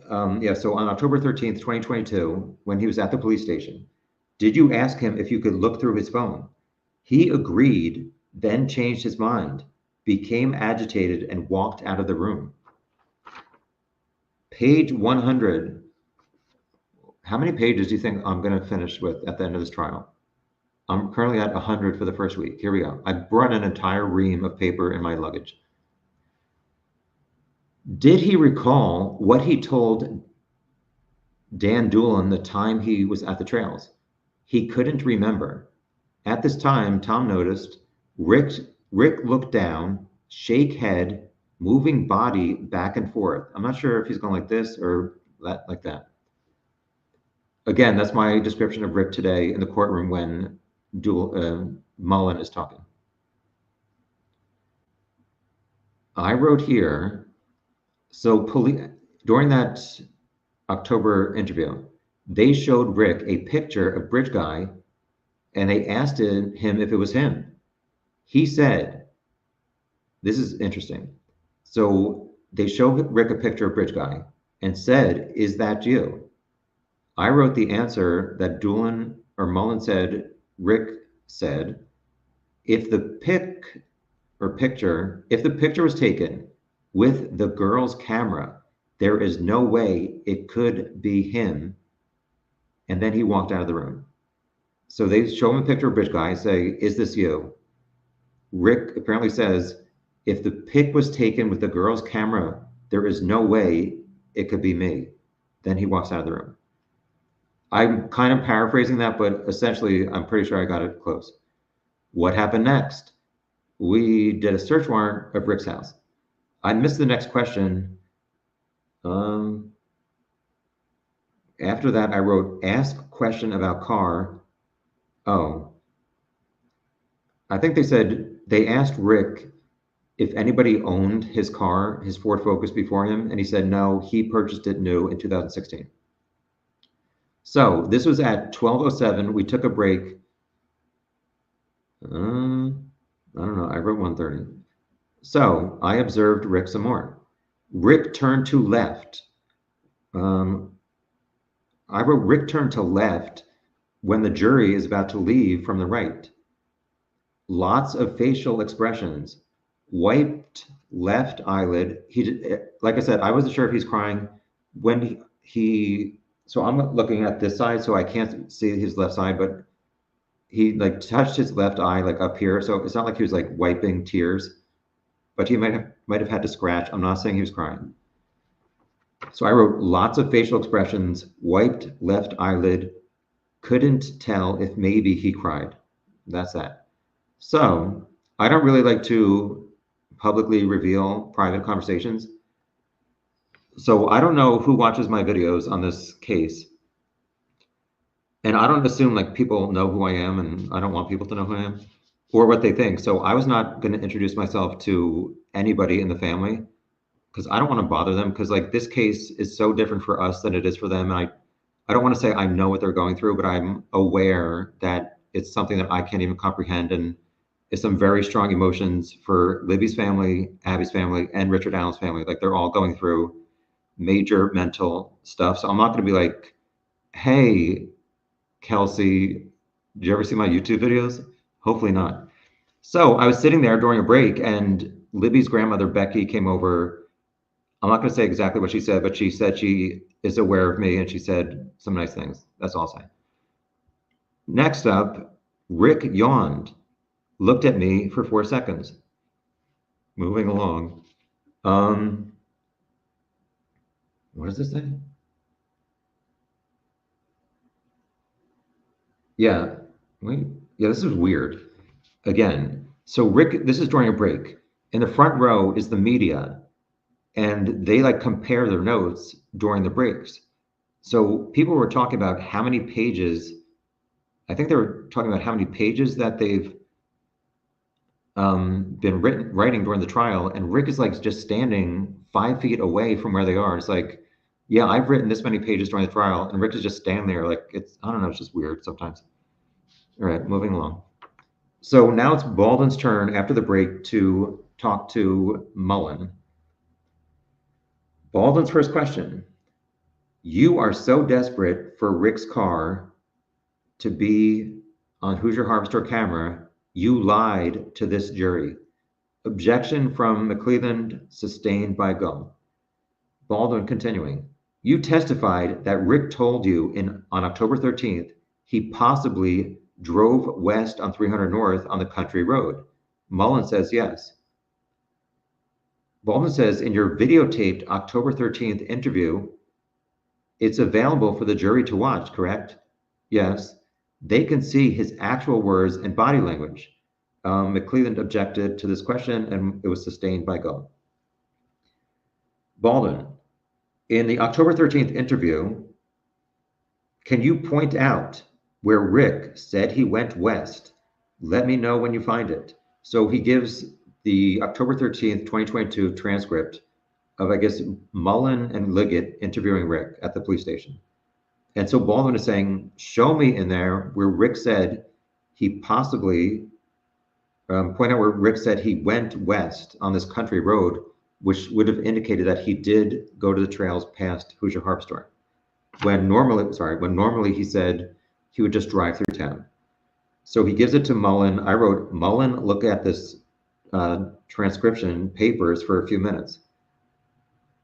At this time, like somebody at the prosecutor's desk left the courtroom and went back and bring back a binder and gave it to McClelland. So I wrote, Mullen, He told us he drove by the mirror's entrance and said he saw vehicles, which would have been a country road, and it kind of would disprove what the point that Baldwin was trying to make. Baldwin said, I'm asking you to find where Richard Allen told you he may have gone westbound on 300 North. So Mullen continued looking for several minutes at this transcription. He said, Mr. Allen reported he had gone past the High Bridge entrance. On page 45, he said a couple vehicles were there, like at the Mears parking lot. I could not hear what he said, what Mullen said. He may have said that Rick thought he saw one sedan, like type car. And then the next thing that Mullen said was possibly gone that direction. Baldwin says he also told you his normal route, his only route, and then McClelland objected and it was sustained. Page 101 of 113. Baldwin says, shoot, I'm going to start with 102. Let me make sure I'm organized.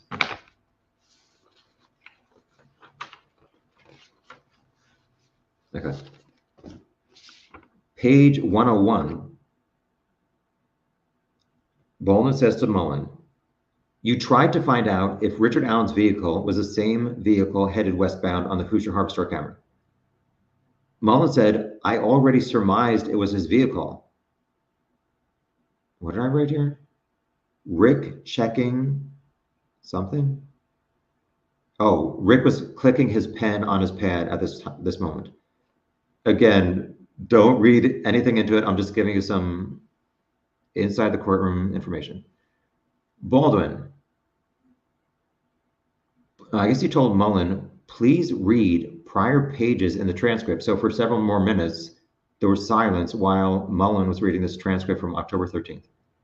Baldwin, you asked him which way he traveled that day. He said the loop around, which is in town. McClelland said, can we approach? So then he, Baldwin, and Gull go into the corner. When they do that, Gull pushes the button for white noise so we can be nosy and hear what they're talking about. Okay, that's it. Baldwin, they come back. Baldwin says to Mullen, Rick said,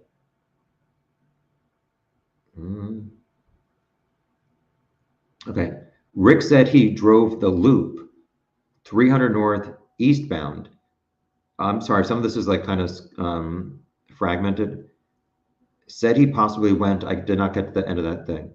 So Baldwin continuing, when you asked him that day, he said he took the loop 300 North, headed east. Mullen replied, he said it was one possible route that he took. Baldwin, page 35, lines 15 through 18. You interviewed Richard Allen October 13th. You asked the route he took. McClelland said, I'm objecting. Baldwin is imputing inaccurate facts into the form of question. I guess Gull agreed. Baldwin, you asked him later, is there any other way you drove? Because he just told you he went through town, 300 North, headed east. Then you asked him if he took another way. Mullen said, possibly. At this time, Baldwin told Mullen to look at the transcript. What's that? Oh, McClelland said, Baldwin is misquoting the questions that are being asked, and Gull sustained. Baldwin, was there ever an occasion you went the other way? I guess Baldwin was saying, did you ask Rick if there was ever an occasion he drove another way from his home to the trails? And Mullen said, yes, if it is in the transcript from the October 13th interview. Baldwin, you asked him a second time on page 36 to ask if he drove west or another route of travel. And Mullen said, yes, I did. Baldwin, ultimately, he said he would go through town if he was going to Monon High Bridge. And Mullen says, that is not how I interpreted what he said. Baldwin says, you cut him off. So during the interview, October 13th, Baldwin is saying, you cut Rick off when he was talking. McClelland objected and it was sustained. Baldwin says to Mullen, words matter. Do you agree? Yes. Words matter on the stand. Do you agree? Yes. Especially when words impact a timeline in a case like this. Yes. Richard took the scenic route when traveling that way. Mullen says, my interpretation of what he said, yes. Richard Allen told you he could have been driving a gray car. I'm not sure if this last section, I was not sure if he said a gray car, which his wife's car is the Ford 500, which is gray. So I think this question that Baldwin said, not totally sure. Richard Allen told you he could have been driving a gray car. Mullen said he did at the beginning, yes. He changed his mind? I could not hear the answer. Baldwin then said something else that I could not hear. It started with, you said it was blank, but I didn't hear the end. Baldwin continuing, for your theory to work, Rick's car has to be at CPS between 1:30 to 4, correct? I did not hear Mullen's answer. Baldwin, anything in the investigation that Rick's car,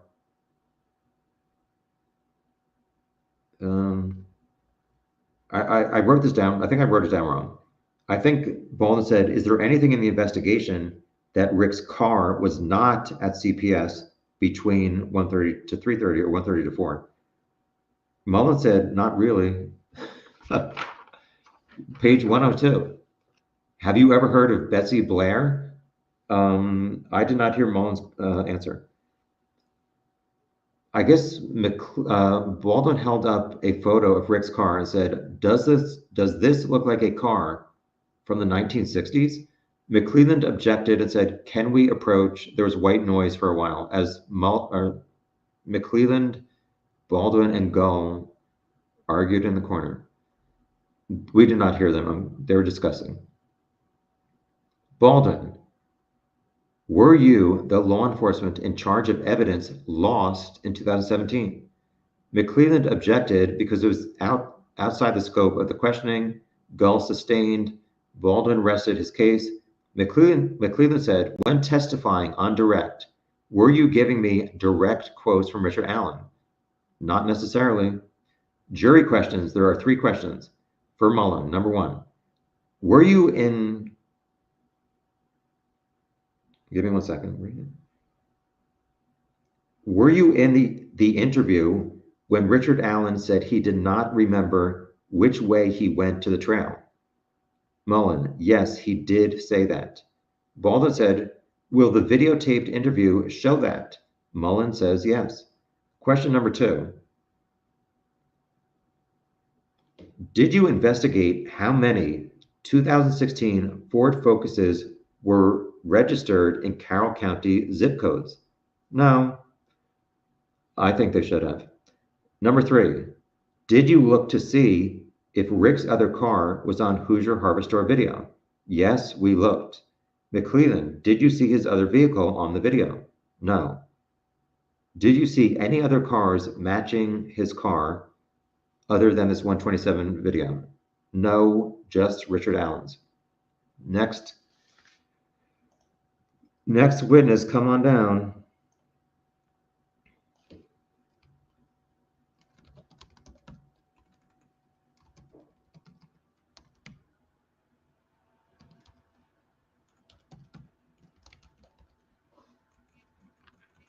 I need new contacts. Tony Ligett, come on down. There's 2 more people. There's Dave Veto and Jerry Homan after this, I think. There might be 1 other person. Where are we here? Here we go. Next witness, Tony Ligett at 2:06 p.m. Background on Tony Ligett. Currently, he's the Carroll County Sheriff. He's been in law enforcement for 23 years. He described his training. In 2017, he was a detective. In September 2022, Kathy Shank brought a tip lead. Um, I was previously, I was not aware anyone saw Rayleigh Voorhees or Bree Wilbur. We were looking to talk to that man. We believed he was Bridge Guy. Were you part of the investigation in 2017? Yes. What info did you have about Rayleigh Voorhees and Bree Wilbur? That they were on the trail, the time, and they passed a male when they were leaving. Do you have any photos from the girls, or have you seen any photos that the girls took on the trail that day? Yes, the last one was at 1:26 p.m., shortly after they passed the guy. That's not true. It was shortly before they passed the guy. I'm not sure if I wrote that down or if he misspoke, but it seems like the fact is they took this photo on bench number 2, 1:26. As they're leaving, they see Bridge Guy. But one of the things is the other day, one of these girls, Rayleigh Voorhees, said they saw the guy and left around 2:15, 2:20, which totally does not add up. And the prosecution failed to show Rayleigh Voorhees this 1:26 photo and say, how many minutes after you took this photo did you leave? Was it 45 to 50 minutes later? Were you truly there from noon to 2:20? How often do you stay at the trail for 2 hours and 20 minutes when Rayleigh had already been at the trail alone taking photos that morning? I need to be on the prosecution. Is anybody still watching this? Yeah, so I wrote down, Ligett said shortly after they passed the guy or Bridge Guy. He may have said that, or I may have written it wrong. Anyway, where did, I just wrote where. So Ligett said the bench closer to Freedom Bridge.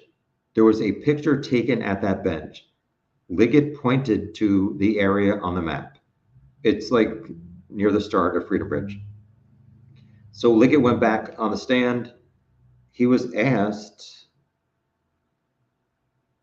I don't know, somebody said there was an interview with Betsy Blair, and Exhibit 212 is Betsy Blair's Fitbit information, which is already presented when she gave her testimony.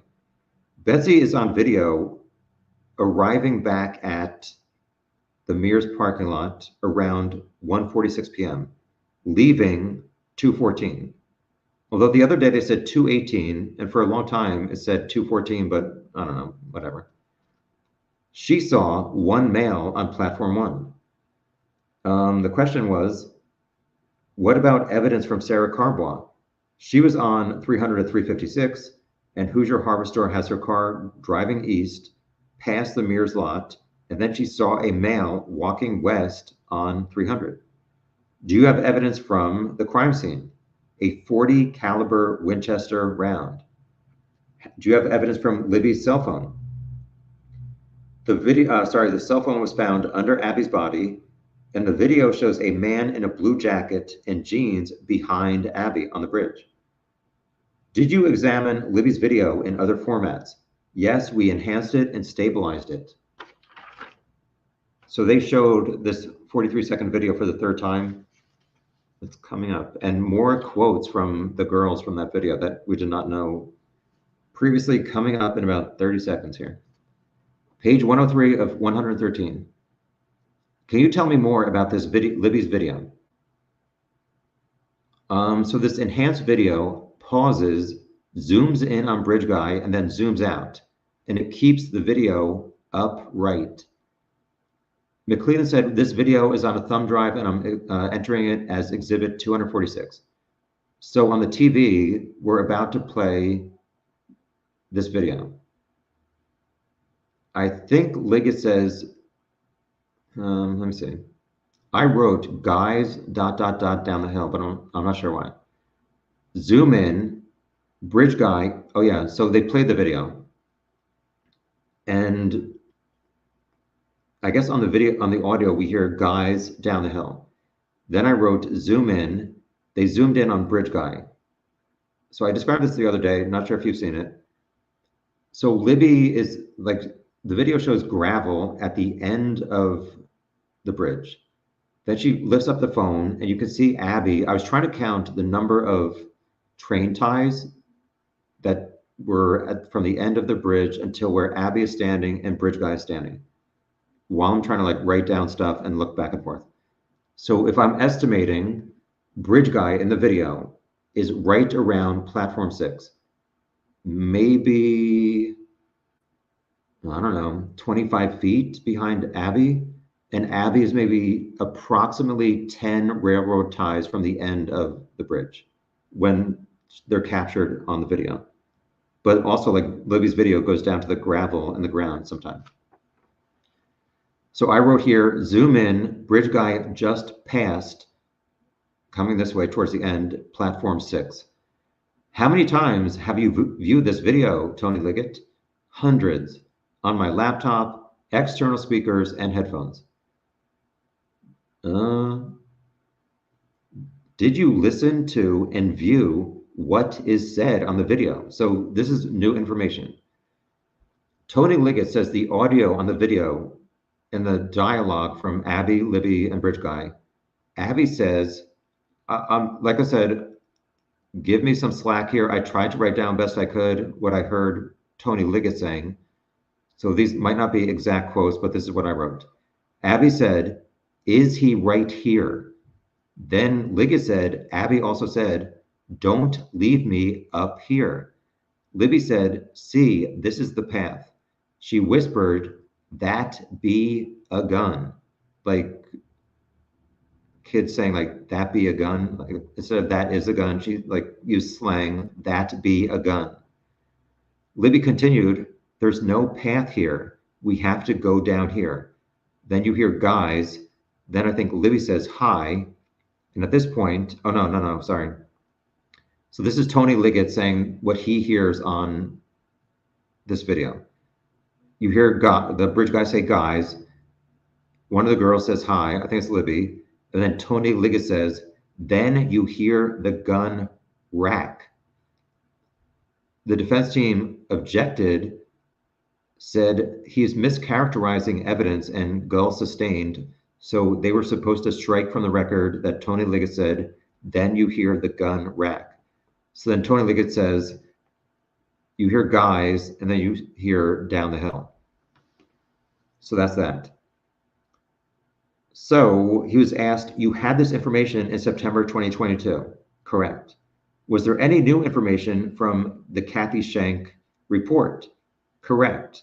I called Mullen and we researched Richard Allen and found his vehicles were the 2016 Ford Focus and 2006 Ford 500. He was a worker at CVS Pharmacy in Delphi. So Ligett went over to the CVS and took photos of Rick's car. McClelland. So he's asking about Rick's car. So Ligett goes over to CVS and takes some pictures of Rick's car. And McClelland says, is Rick's vehicle pulled in straight into the parking spot at work or backed in? Ligett says it's backed in. Also, people who saw the car at CPS said it was backed in, which is unusual for people who park at CPS to go to the trail. McClelland, what happened next? We did more research on Rick. He had a lifetime gun permit. We compared the Hoosier Harbor Store video pictures to Rick's car pictures from CVS where he worked, and we found it was a match. We could see daylight through the wheels and through Rick's vehicle on the Hoosier Harbor Store camera. And also, they said like the spokes of Rick's car tires, you could see right through it.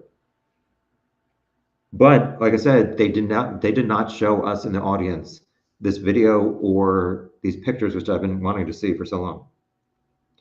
I'm not sure if they're going to show later. So McClelland says, did you contact Richard Allen? Yes, we went to his house and asked to interview him about the case. What did he say? He was on the trails February 13th, and he changed the time to 12 noon to 1:30. He described that he went home to get his jacket after he visited his mom. He was wearing either a blue or black Carhartt jacket. He said he kept a skull cap in the pocket of his jacket. Where did he say he parked? He did not park at the Mears lot. He parked at CPS. He had parked there before. I think that's what Ligett said. I'm not totally sure about. He parked there before. The question was something ran into Dot, or ran into blank. I couldn't hear. But Ligett's answer was 3 girls close to Freedom Bridge. Did he describe the girls? He didn't remember. Oh, no, sorry. Ligett did not remember if Rick described the girls in that October 13th interview. I think that's what he said. The next question was something about the girls, and Ligett said, leaving toward Freedom Bridge. So they were leaving the trail, coming from High Bridge, exiting towards Freedom Bridge.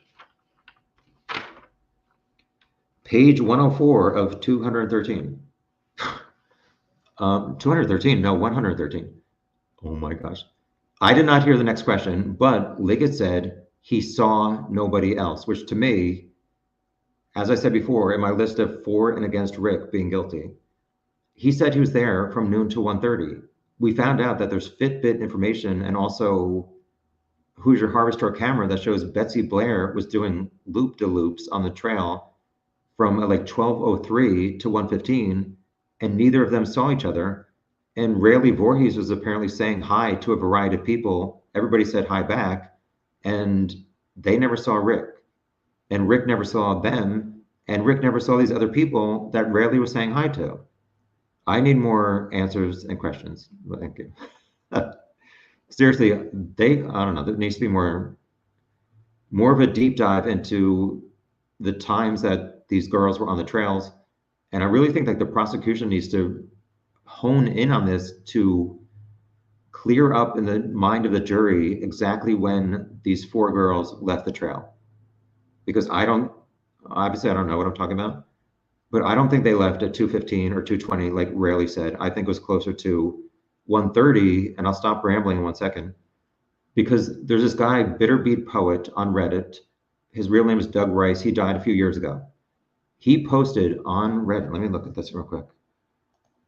Let me look and hold on. We're taking a break, people. Here we go. Please stand by.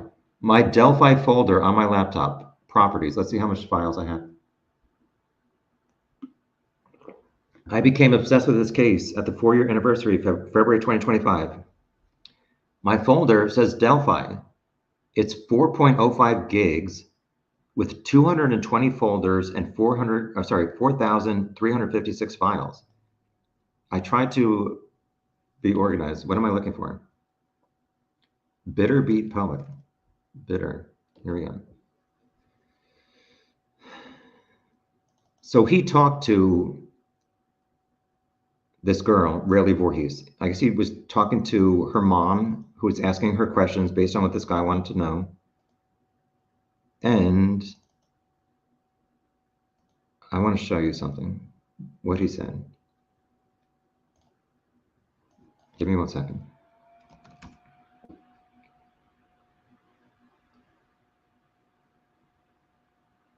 Here we go.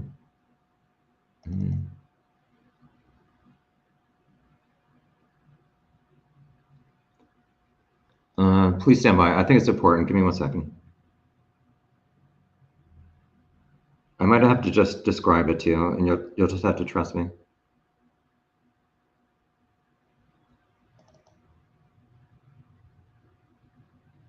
Here we go. This is what I want to show you. So this guy, Doug Rice, was like being nosy like all of us. And he somehow got in contact with this girl's mom. So this girl passed Bridge Guy and said hi. I'm going to present a screenshot of what he posted either on Facebook or Reddit. Here we go, and I'm going to read it. So, Delphi murders, Reddit. Bitterbeat Poet, at least 4 years ago, at this point, that was when the screenshot was done. He said, the scarf is the important takeaway. Both witnesses I've spoken to mentioned it. So just how good of a look either got of him, ? That should be taken into consideration. With that said, he's referencing Rayleigh Voorhees, as far as I know. The young lady, when shown a pic of convicted sex offender Jimmy Duval, said that his pic resembled who she saw. And she is not accusing him, just saying there is a resemblance. I do believe if law enforcement makes an arrest, not only will Bridge Guy be 40s to 50s and short, but will resemble Jimmy Dale Duvall. So let me see if I can find a picture of Jimmy Dale Duvall. So he's like a local sex offender. Well, I have something to show you. I made a comparison picture.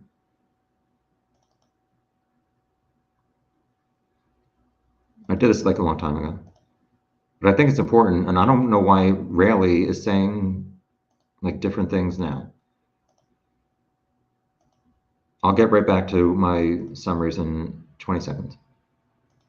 So that's on the left is Richard Allen. Here's Jimmy Dale Duvall. So this girl who said hi to Bridge Guy was shown this picture or a similar picture of Jimmy Duvall and said, did this resemble the guy you passed? And she said yes. However, she also said he had a scarf or something up to his nose here, and he had a hat on and a hood. So she only saw essentially this area here. So I don't know what's going on. Anyway, back to my thing, if I can find where it was.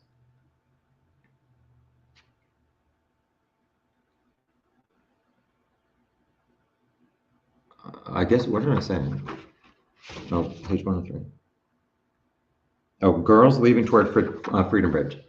So I said I didn't know the question that he was asked, Tony Ligett, but he said he saw nobody else.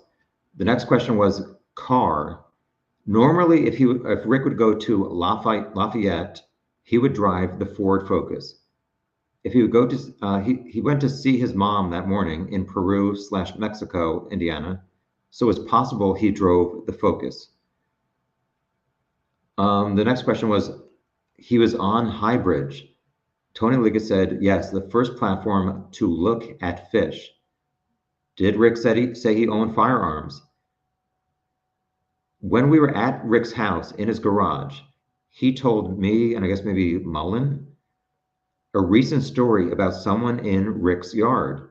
So Rick took a gun, and it turned out it was a police officer. So I guess police were snooping on his lawn in October before they arrested him. And he goes outside with a gun, and they're like, oh, we're just police? Okay. What did you do next? We got a search warrant. After they interviewed Rick, they were like, we need to see what's in his house. So you took several items from his house. Yes, including a 6-hour 40 caliber. What does that say? I think it says, what is the importance of that? Because the 40 caliber was the same at the crime scene between the bodies of Abby and Libby.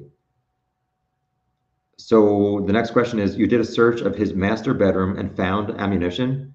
Yes, a 40 caliber Winchester was in a keepsake box, which also included pictures and a letter.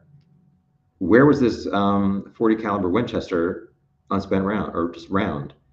It was in a dresser. Was it just one round? Yes, a 40 caliber Winchester. Was that the same one and brand found at the crime scene? Yes. Were there any other 40 calibers at Rick's home? Ligett said a Blazer manufacturer. Did you find any other 40 caliber Winchesters at Rick's home? No. What about clothing? Yeah, a blue Carhartt jacket in the main entry closet. Did you send things to the lab? Yes, we compared the bullet to the gun. Where did you find the 40 caliber? I guess they're talking about where did you find Rick's gun, his 6-hour? In a nightstand next to the bed. We believed it was on Rick's side of the bed because there were CVS work clothes on the floor. Did you run his gun through a database? We did an ATF trace, which I guess ATF is, what is ATF? Siri. What does ATF stand for? ATF means Federal Bureau of Alcohol, Tobacco, and Firearms. Thank you. My pleasure. So the database said Rick was the only owner of that gun, and it showed where it was purchased. Rick was the only owner. And again, I guess the question was who owned it prior, and the answer from Ligett was only Rick. So McClelland's done. Here comes Rosie. In October 2022, when interviewing Richard Allen, were you the chief deputy? Yes. And there was an election. You were running, coming up in the sheriff's election. Yes. Were you working in unified command? Yes. The next thing was working during, but I didn't hear what Rosie said. Rosie says, so you would get a raise if you got promoted to being sheriff, which would be significant. And McClelland objected to the pay scale, and he was overruled. Like, I researched this once, and I think Ligett was making about $53,000 as a chief deputy or whatever.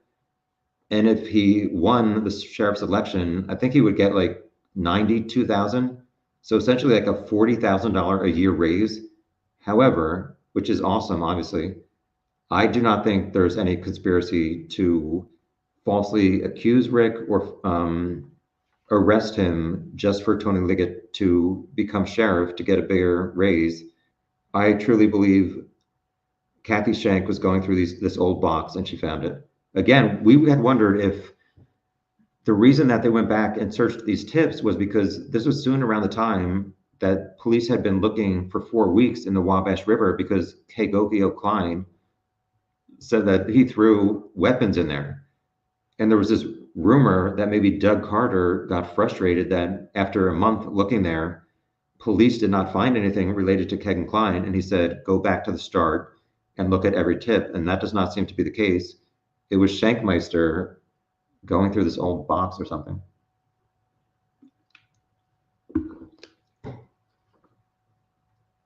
So page 105 of 113, 2 hours and 14 minutes I've been talking. All right. So Rosie to Ligett, did you ever think an arrest in this case would impact the election? Ligett said, the case is about 2 girls, not me. So Rosie said there were search parties and there were many areas under the bridge, including town residents and law enforcement. Correct. They started searching around 5 p.m. Ligett said a little after. And then the search expanded. This is Rosie. And the search expanded and dozens of people, including the fire department. Yes. Did you set up lighting on the Weber private drive? No. So I think he means like, did you set up a searchlight on the private drive under the bridge? So maybe you could see the searchers or see the girls or something. Next up, Rosie said something until midnight. I did not hear any answer. So Rosie continues and brings up the name Carl Abbott. And in 2017, he lived down that road, maybe by Ron Logan area. And Rosie said the search extended behind Carl Abbott's house. And I think Ligett said, not that I'm aware of. Next up, Rosie talks about crime scene integrity. Early on, there was a breach of photos. Ligett says, nothing comes to mind. Some info did get out. Rosie, you never issued a gag order? No, it's not my place. How many other detectives were working either this case or I think how many other detectives were working for Carroll County Sheriff? 1. There were sticks on the girls. Did you think that it was to conceal the bodies and somebody did a bad job? Ligett said yes. There were sticks on the bodies, but they did do a good job because nobody saw the bodies until noon on the 14th. He just said no, or sorry, he said yes, nobody saw them. I added those extra few words. Rosie said something about Betsy, but then I didn't finish the sentence, sorry. Rosie continuing, in September 2022, you sought a search warrant for Richard Allen's home. Yes. Tom wrote, I can't believe I'm here near Libby's family and Abby's family. Richard Allen is like 10 feet away. Tony Ligett is on the stand. How did I get here? Moving along. Rosie, in your timeline, you articulated facts of what witnesses saw. Do you agree one of those witnesses was Bree Weber? But you never offered any information about a man being tall and muscular. So Rosie's talking about the search warrant for Rick's house, like said stuff that makes it look like Richard Allen was bridge guy and guilty. So Rosie here is saying that Bree Weber described the man they passed near the start of the trails, who they said was bridge guy, as being tall and muscular, and obviously Richard Allen's not tall and muscular. So Ligett says, I don't remember. Okay. McClelland said, can we approach? So at this point, Judge Gull, McClelland, and Rosie were talking in the corner. Rick yawned again. Rosie came back and said, did you report to the judge, Diener, who signed off on the search warrant, that Bree, and then there was an objection by McClelland and it was sustained. So Rosie continues, the Hoosier Harbor Store video, Sarah Carbois mentioned a muddy and bloody guy between the cemetery and Mears. I have no response from Ligett. So Rosie said, is there only one video camera on the Hoosier Harbor Store front facing 300 North? Did you ever ask if there is a camera on the back of Hoosier Harbor Store? I did not, which some of the stuff isn't really good police work. What's the distance in front of Hoosier Harbor Store to the back of Hoosier Harbor Store? Is it about 100 yards? Ligett agreed, it's about 100 yards.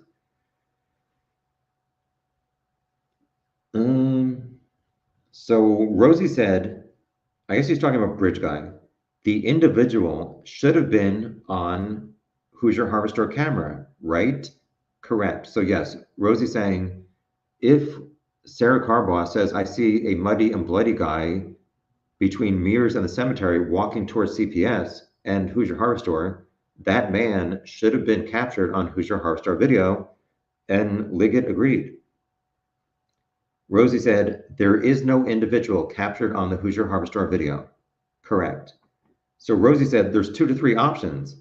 He either, bridge guy on 300, is approaching Mears and maybe sees this group of Libby's family members looking for her. So he reroutes either south into the woods, or he goes to the Mears connector, which I didn't understand really what he was getting at there. Something through the Mears field. Oh, sorry, or go north through the Mears field. So coming from the cemetery on 300 North, you're approaching Mears, but there's like an old farmhouse across from Mears entrance, and there's some like barns back there. So I guess Rosie's saying maybe bridge guy saw the people and kind of just like went in the back of that barn and in the back of Hoosier Harbor Store, and that's why he's not seen on the camera. And then he maybe went to CPS. Ligett said no one was living in the house at Mears at the time, but it was an active farm where men were working on the farm, but no one was actually living in the house in the front, I think.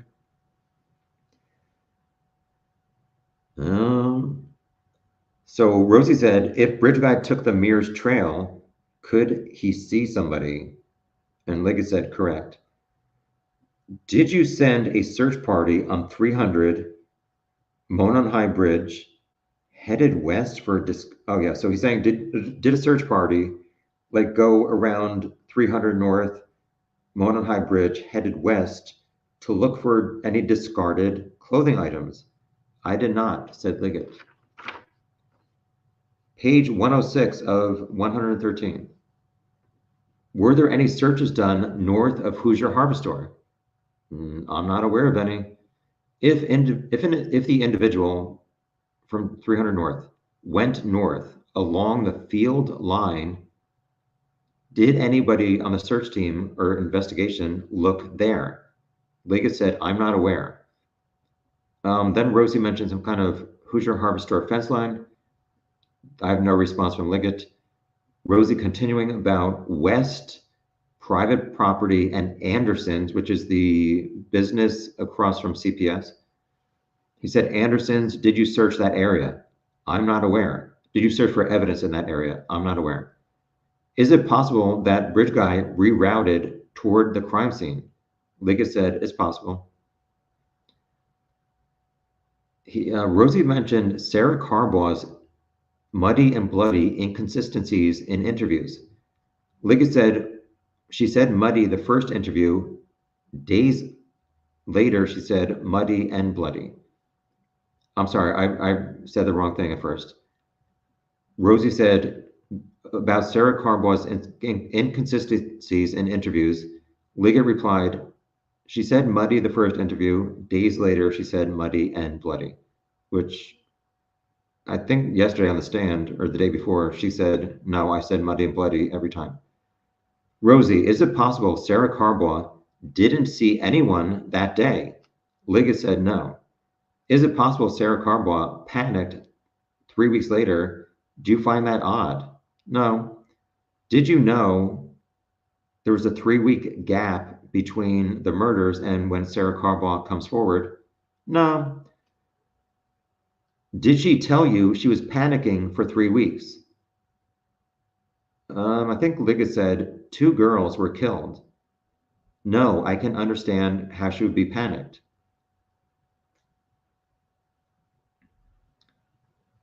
Rosie said about identifying a Ford Focus.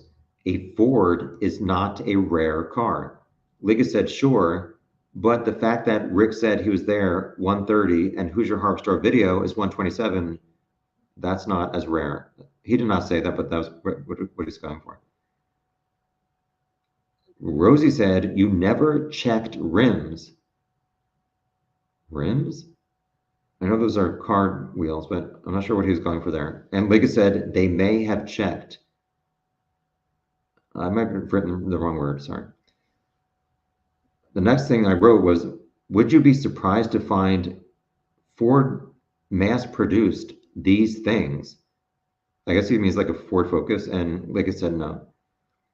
Rosie said the FBI helped. There was a lot of moving parts of the case.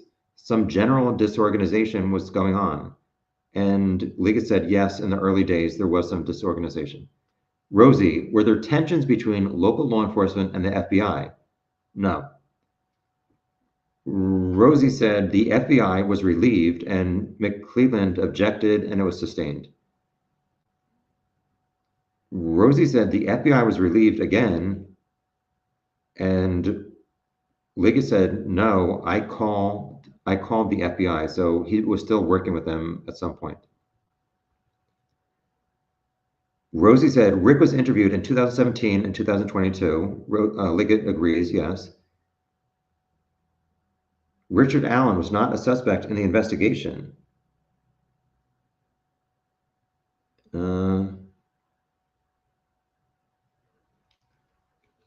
Yeah, so Rosie said Richard Allen was not a suspect in the investigation. Ligett replied, no, he got lost in the cracks. Someone put cleared, I believe it was a dispatcher, wrote cleared on the tip. Rosie, so the processing of the tip of Dulan was the reason for the delay in Rick's arrest? Yes. So you have to go back and recreate from 5 years ago to try and get evidence. And Ligett said, yes. Did you ask Richard Allen to recall from 2017? And it's not unreasonable with 5-year delay that somebody would not remember everything. And Ligett says, correct. And Rosie said, that's the same for his wife and witnesses. I did not hear what Ligett said. Did you seek physical evidence? And it was challenging. What? Sorry. I'm not sure what's going on with this sentence here. I'll just read what I wrote. Seek physical evidence challenging the firearm from Rick's home. Don't know the condition it was in 2017. So I guess he's trying to say, you don't know the condition of Rick's Sig Sauer in 2017, since you only looked at it in 2022. Do you believe Richard Allen acted alone? Yes. Have you always believed that? Yes. Did you ever tell Tobe Lesenby something different?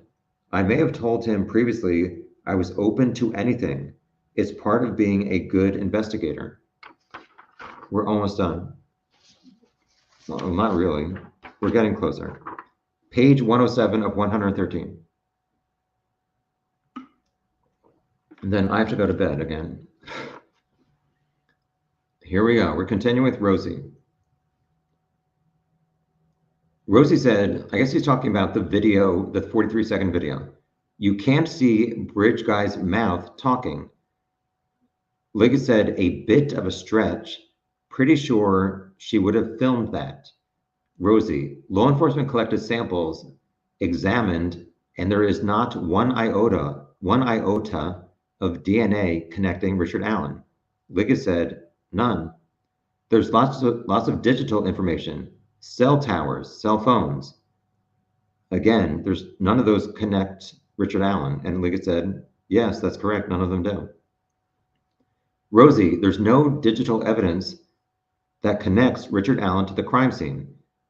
Ligett said, no, but he said he was on the phone on the trail, but there's no evidence of that either.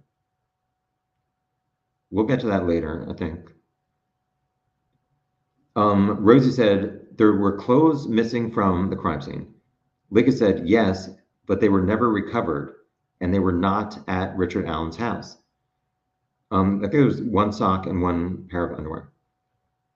Rosie, Richard Allen offered his story to law enforcement a few days later. Yes. I wrote, not aware evidence, behavior before February 13th.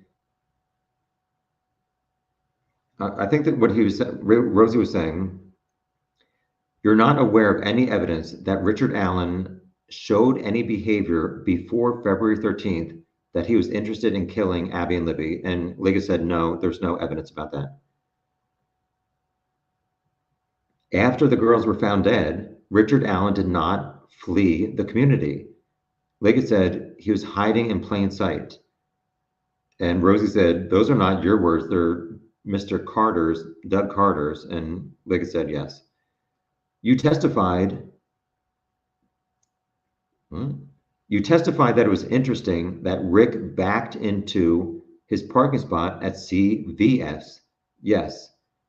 Rosie said, but there's two ways to park. Actually, there's three with parallel parking. Either you can pull in, go in reverse, or parallel park. And Rosie said, there's a 50% chance that Rick would have backed into his parking spot at CVS. So he's saying it's not that unusual to do.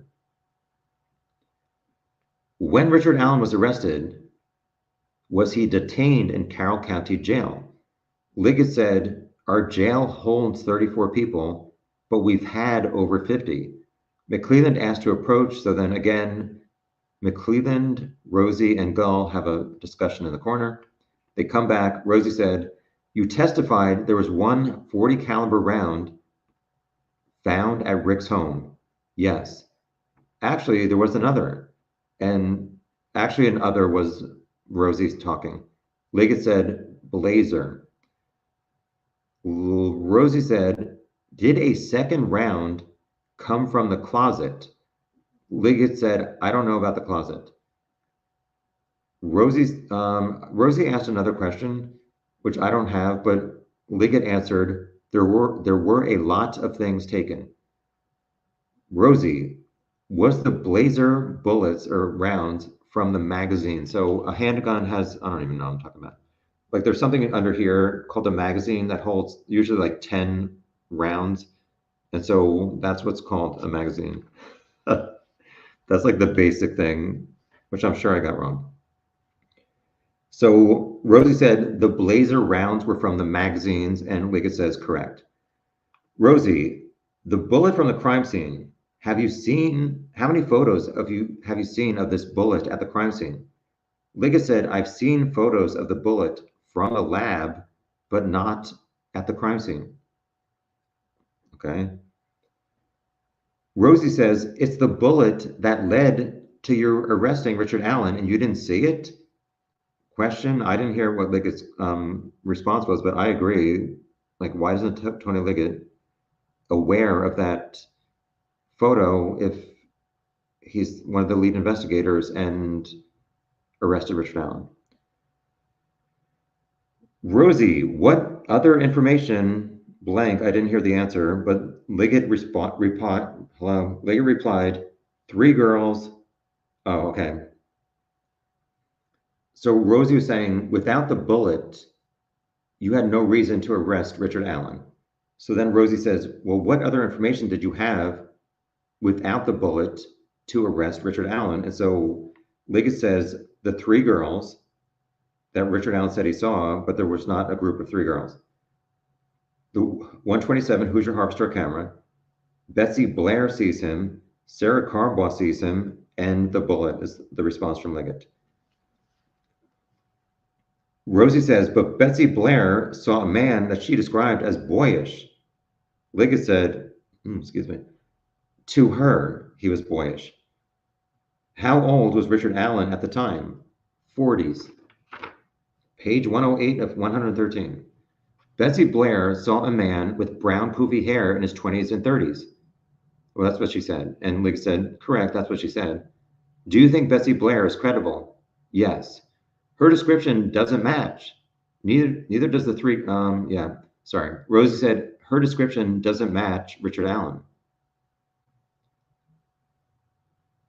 Ligett replied, neither does the 3 girls who saw him at the exact same time. So Ligett is saying 3 girls passed the same man at the same time, and all 3 of them gave different descriptions. Rosie says, let's talk about that. You said earlier the significance of the photo of 3 girls on the bench on the trail. Ligett says, yes, I did say that.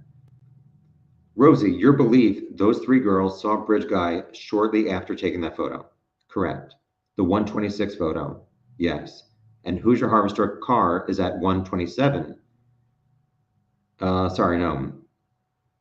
Rosie says the photo is at 126. Ligett says yes. Rosie says, and the Hoosier Harbor Store car, Ligett says that was 127. Rosie, is it plausible whoever was in that car was not on the trail? And Ligett said, passed him. I guess he thinks that these 3 girls then passed him. I believe Ligett says Betsy Blair sees the same 3 girls on the bridge.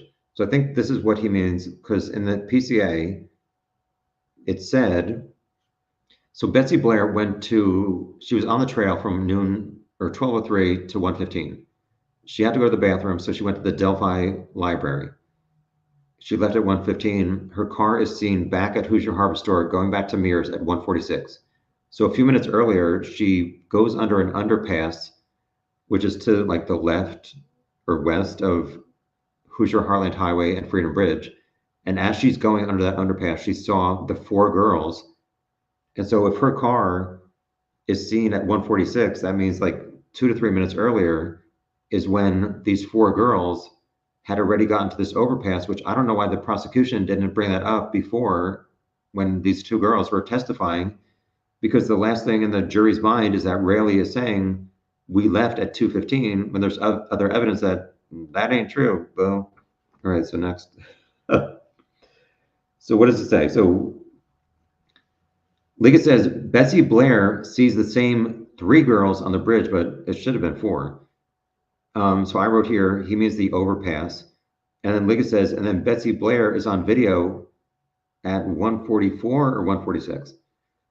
So Rosie said, Rick saw 3 girls on the trail. Ligett says yes.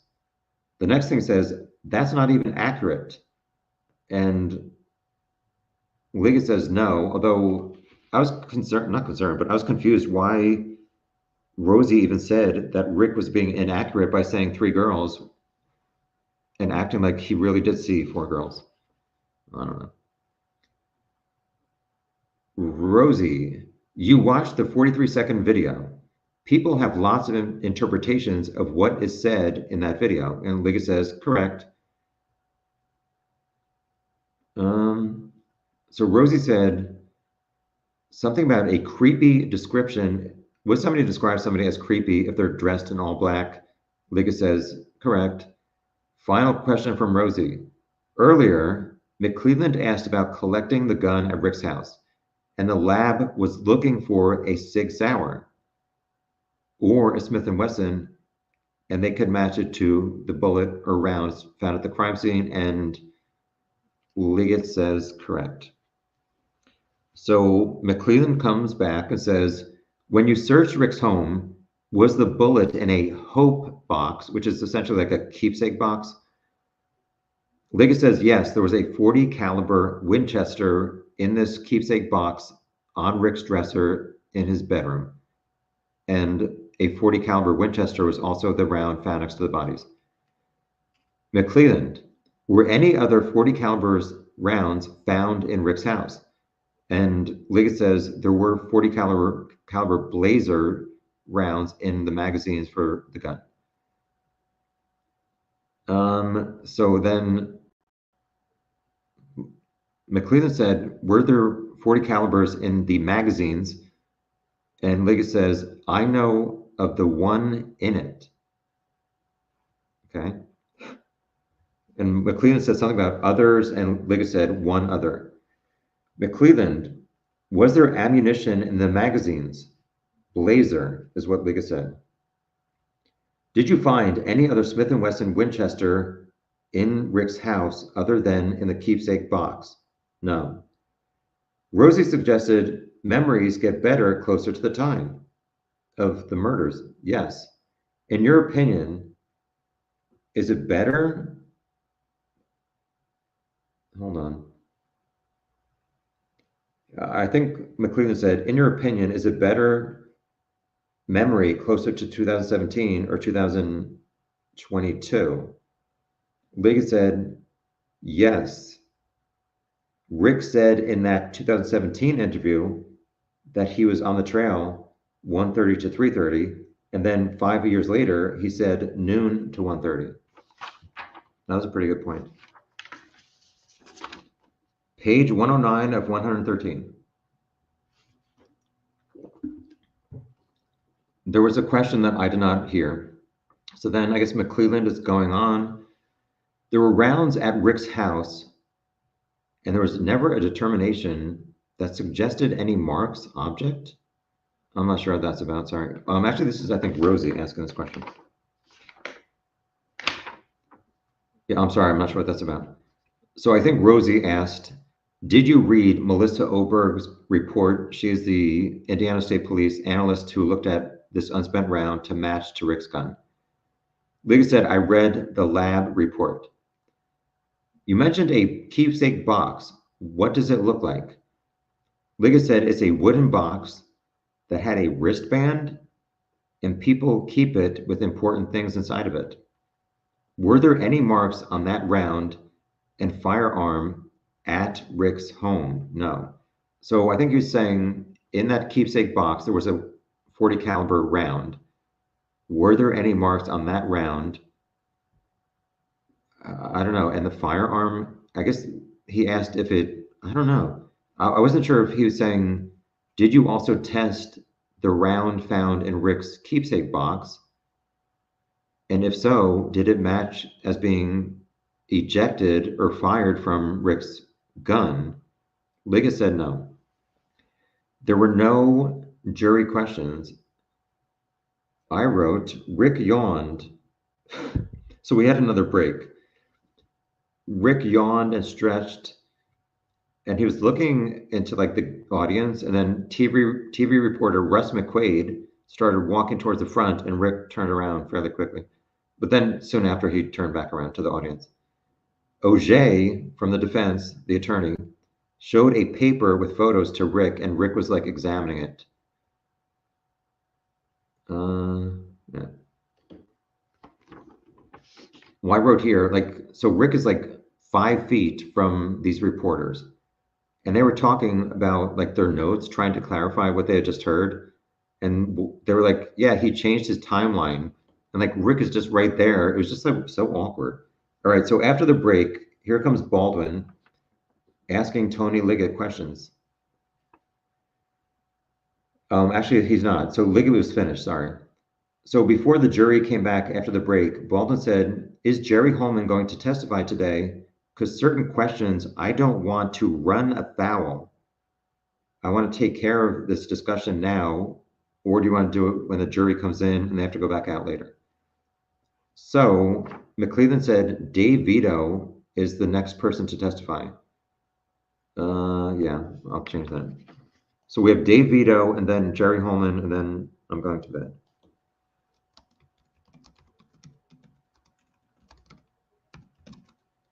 What has he done? Dave Veto is an ISP, Indiana State Police detective. So his background, detective, Indiana State Police for 10 years. On October 13th, 2022, was a search warrant of Rick's house. Vito went to that search, and he was a witness of the photos being taken around the house. Vito himself also searched Rick's master bedroom, closet, garage, office, and spare bedroom. There may have been one other room that I missed. So exhibits 247 to 275 are pictures from the search of Rick's house. At this time, Rick was fooling with a pen and tapping it on his writing pad during testimony, not during the search of his house. So there was a TV in the court that showed some of these photos taken from Rick's house on October 13th. I'm just going to review some of these quick. Outside his house, there were a few of his car in the garage. You could see like through his tires, you could see through the spokes. There's a picture in the garage of a storage rack. In the garage, Rick had a workbench with quite a few knives on top of the workbench. There were also box cutters in the drawers. Rick was nodding yes as I was looking at him listening to this testimony. There's a picture in the kitchen. There's a basket with Rick's CVS work badge, some more, or I remember one box cutter, 2 knives. In the office, there was a plastic bag with cell phone chargers. In another place, there was all of the cell phones and pagers and flip phones. Also, there's a phone in bedroom. Also, there are phones in the bedroom, maybe? Basket? I'm not sure what that says, sorry.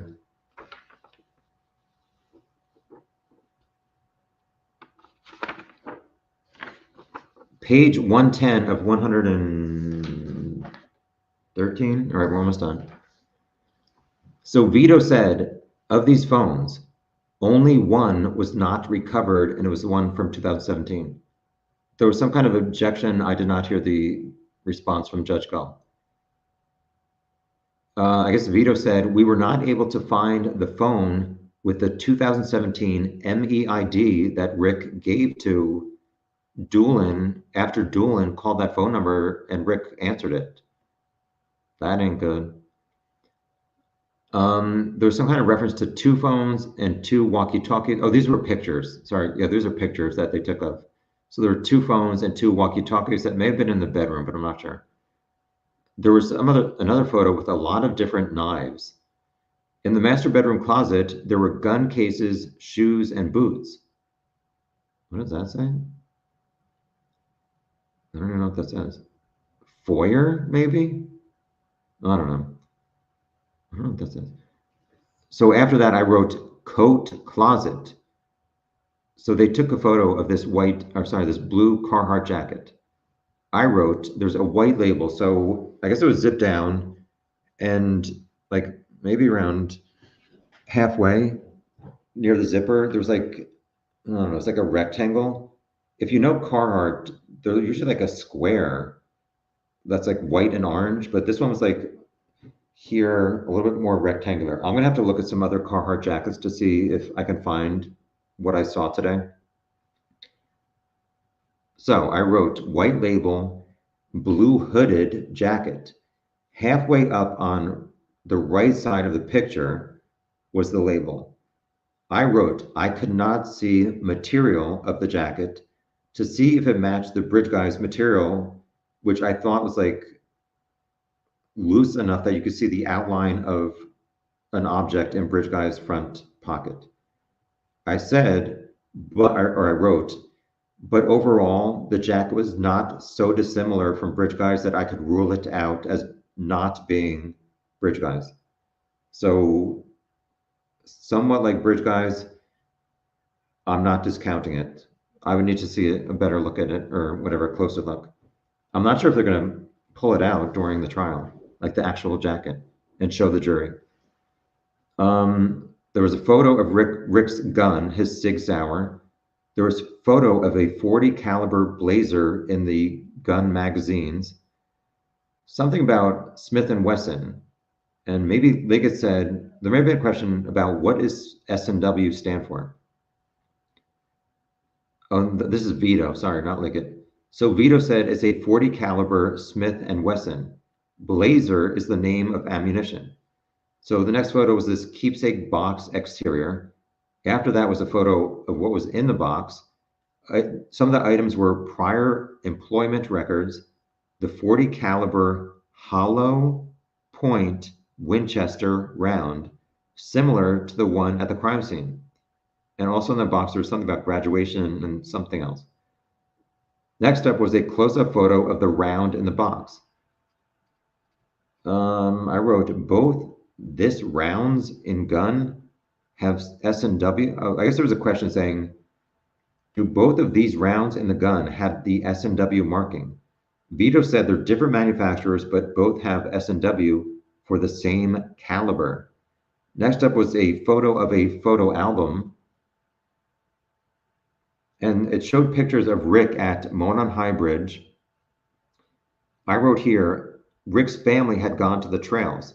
And I looked at Rick and he was nodding yes at this point. Veto said the earliest, I guess, photo of Rick at Monon High Bridge Trail was 2008. So I guess this is Veto again talking about the photos. February 2016 photo album. Rick fishing in Deer Creek. Rick looking down off the Monon Trail. Somebody asked a question, were these items sent to labs? And the answer from Veto was yes. So I guess that's McClelland. So here comes Jennifer Auger for the defense. She referenced photos and showed about 4 photos to Veto on the stand. She says, it's important to conduct a search in a professional way. Yes. You were supervising the photography that day on the 13th search of Rick's house. That's incorrect. She said, you didn't supervise those? He said, I was present. She said, you made someone photograph the bullet in a cartridge and the other side. Yes. Someone was holding the bullet, wouldn't want to change by photographing it? She said, someone's hand is in the picture. Is that unprofessional? I did not hear his answer. Page 111 of 113. Auger continuing. It's not uncommon for people in Carroll County or Tippecanoe County to go to the trail. McClelland objected and it was sustained. Auger, you know Betsy Blair and Rarely Voorhees went to the trail. Also, Bree and Dave McCain. Veto said, I believe so. Auger to Veto, did you ever pass the Welcome to Delphi signs? They advertise these trails. Veto, I don't know. I've interviewed some people from the area who did not know the trails existed. Auger, in the pictures of Rick before the murders, how would you describe Rick's hair? So I guess he's looking at these various photos from the photo album. He said Rick was wearing a hat, his hair was short, and the last one he can't see. She said Rick's hair was not curly.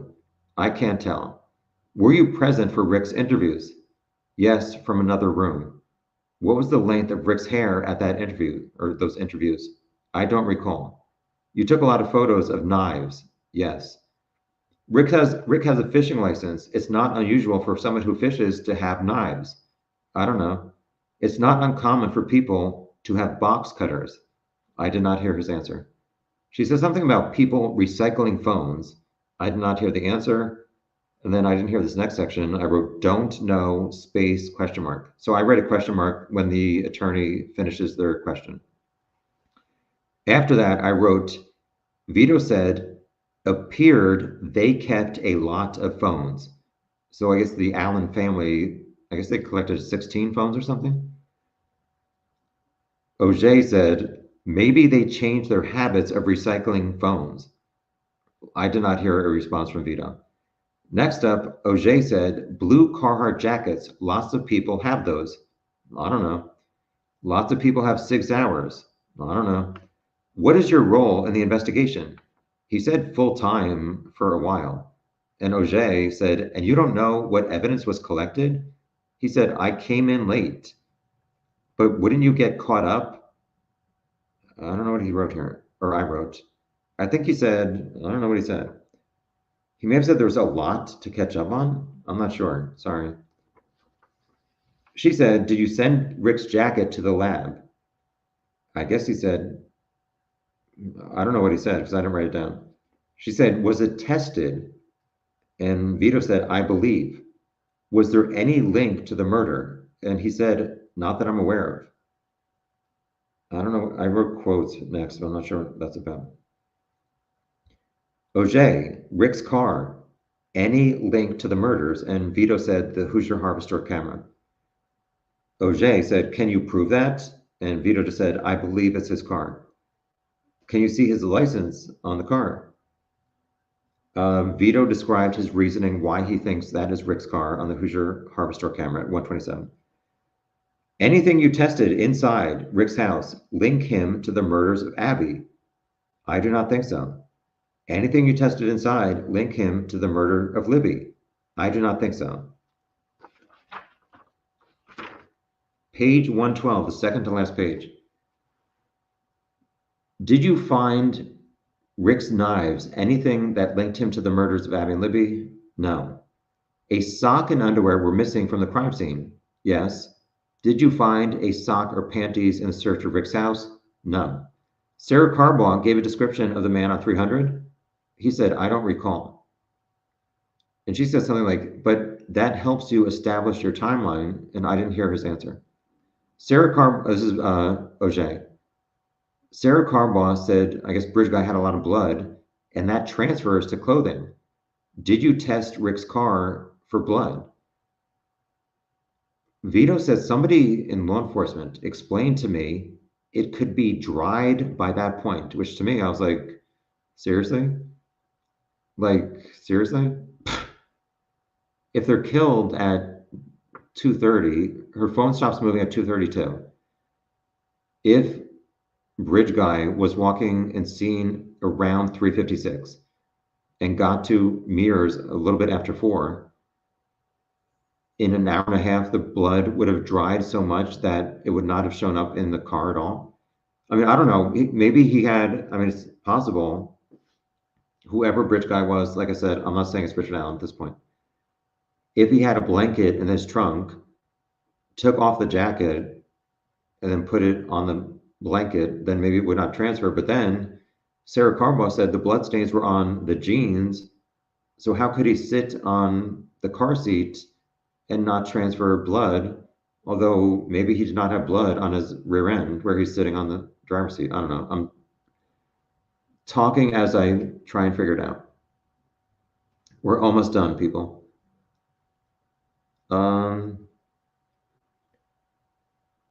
Yeah, so this last question was, Auger said, did you test Rick's car for blood, like from Abby and Libby? Explained to, Veto said, it was explained to me it could have been dried by that point. Somebody objected, and Auger said nothing further. McClelland had no questions, the jury had no questions, and Jerry Homan is the final person of the day.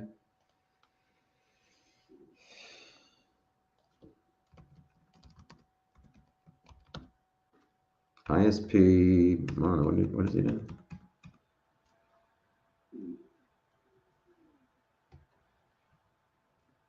Whatever, ISP. Final person of the day, second to last page, Jerry Homan. As always, we start with a history of this person. So Jerry Homan, questions from McClelland. He works for Indiana State Police for 23 years. Talked about his training, his current duties. He's a lieutenant, which is an area investigative commander. On October 13th, 2022, for the search of Rick's house. Oh yeah, get ready. This is kind of crazy. On October 13th, 2022, was the search warrant. Holman supervised that search and did a walkthrough. He talked to Richard Allen and said if we damage your house during the search, there is a form you can fill out. I have to have a drink before I get to this part. So he says, if we damage your house, there's a form you can fill out. The next thing Jerry Homan said was a supposed quote by Richard Allen that said, "It doesn't matter, it's over," end quote. So Homan continues saying, Rick came and sat in the car with him. So police are inside looking at Rick's house. At some point, or let me just read it as I wrote. So I wrote, Homan said, Rick sat in car with Homan. Most part, Rick was quiet. He took a few cigarette breaks. He asked, "Did you detain my wife?" And I guess his wife was missing, but I forget if she went to work or had to go to the restroom somewhere else. And well, I wrote here that Homan said to Rick inside this police car, "I can drive you to your wife's work." And again, I don't know if this is the same quote twice, but after that, Homan said, Rick said, quote, "It doesn't matter. It's over," end quote. Okay. So, I don't know who said this part. I wrote, after items were collected, view the .40 caliber firearm. It is in court. So I think this is McClellan saying, after you collected the items, you took Rick's 6-hour gun, and that gun was in court. So Homan was looking through a box, and Rick's 6-hour was in this box, and Homan is putting on gloves to open the box and take it out to show to the jury.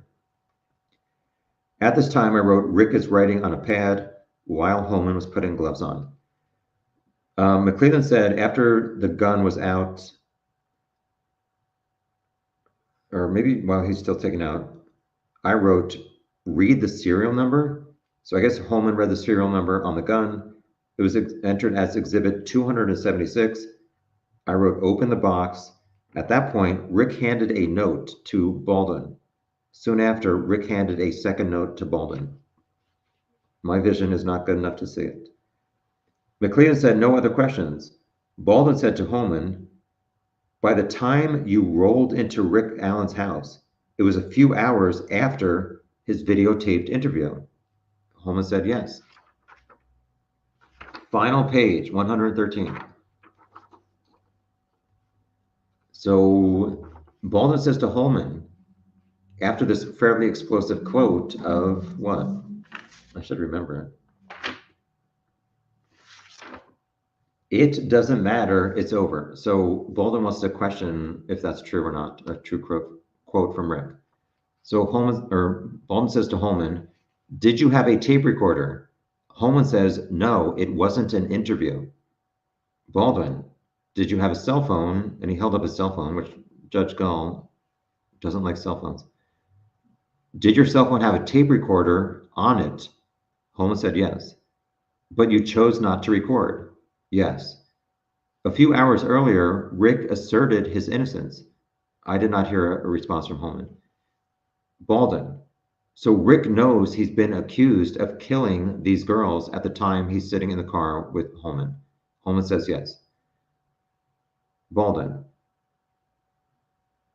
I think Baldwin was saying that in Rick's videotaped October 13th interview, his demeanor did not seem like that of a murderer. And I think Homan says something about Rick's demeanor changes during that interview.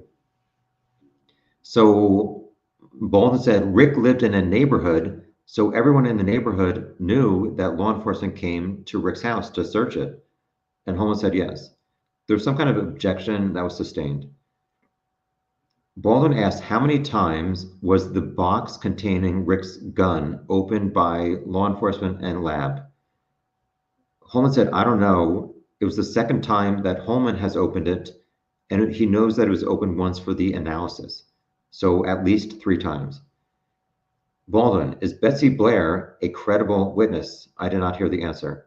Is Sarah Carbaugh a credible witness? I again did not hear the answer. McClelland objected and it was sustained. Baldwin said, a bullet can be photographed with a hand in the photo? I did not hear the answer, but after that, there was an objection from McClelland and it was sustained. Baldwin started to say, is there anything wrong, ... And Holman's answer was, if you believe that there's DNA on an item, you would limit the amount of time that you're handling it. I think that was what Holman's point was.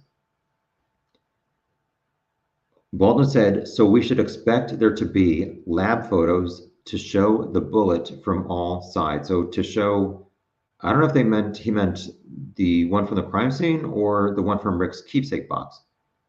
There were no further questions. The jury had no further questions. We ended the day at 4:46 p.m. Tomorrow, I don't even know. All right, what do you guys want to talk about? How long? 3 hours and 3 minutes? Oh my gosh. I missed 1,000 comments, sorry. And I'm 3 hours and 3 minutes behind on comments. Let me thank the nice people and act like I'm not tired for 1 second.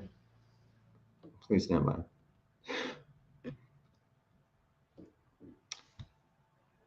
Hi, Amy, another Amy.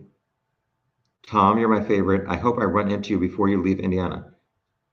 On Sunday, I might go to Birdie's miniature golf near Indianapolis and also Roscoe's for tacos. I'm not sure. I should probably say an exact time. I don't know. Laura, thank you so much. Buy yourself a warm coffee for the line tomorrow. I'm not eating anything all day until dinner time, but I appreciate it. Thank you. Hi, Sleuth Intuition. Oops, sorry.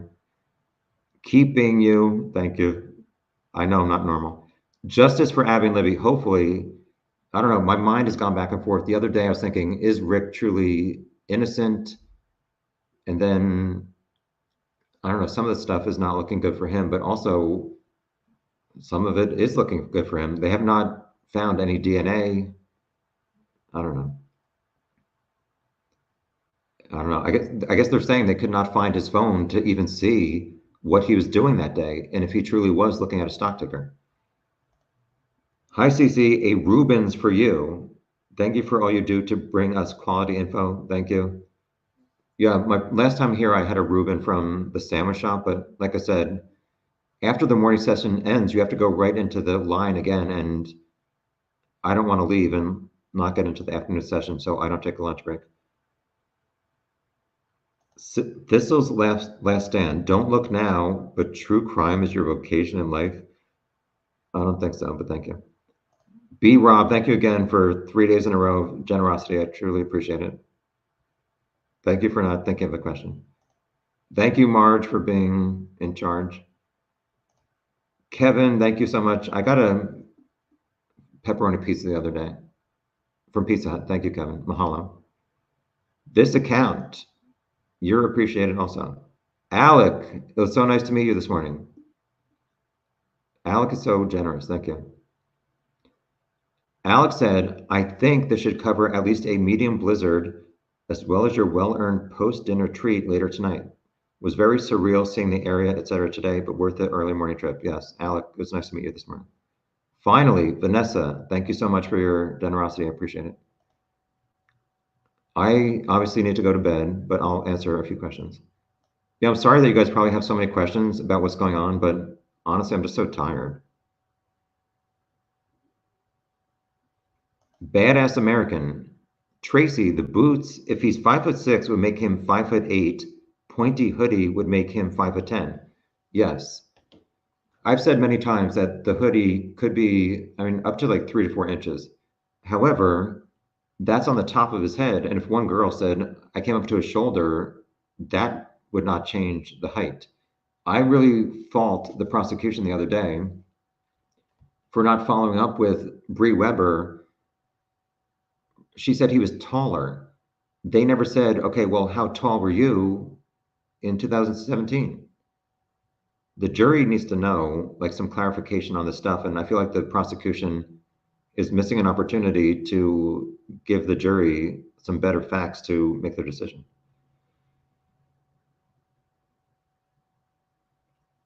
Hi, Ivy. I want to know about the fox shirt. I've always thought the white area on the BG's upper chest looks like the top of a Fox Racing logo sticking out. I remember looking at that logo and I did not think it matched up to Bridge Guy, but I was speaking to somebody else on the line the other day, Clay, and he also said it could be a white rope, which I agree with that more than a logo.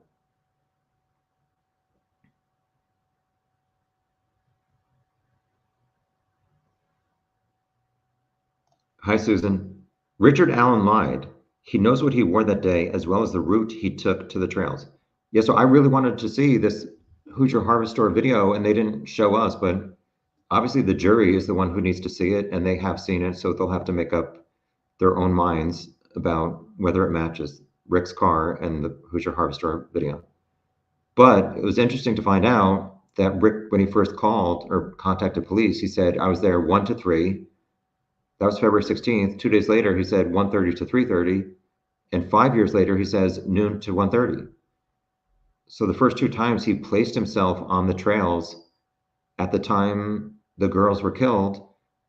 And in 2022, he said, I was there noon to 1:30, but he never saw a variety of people who were there noon to 1:30. That's one thing that I can't get past, even more than these girls' descriptions being different of the guy they passed and the timing.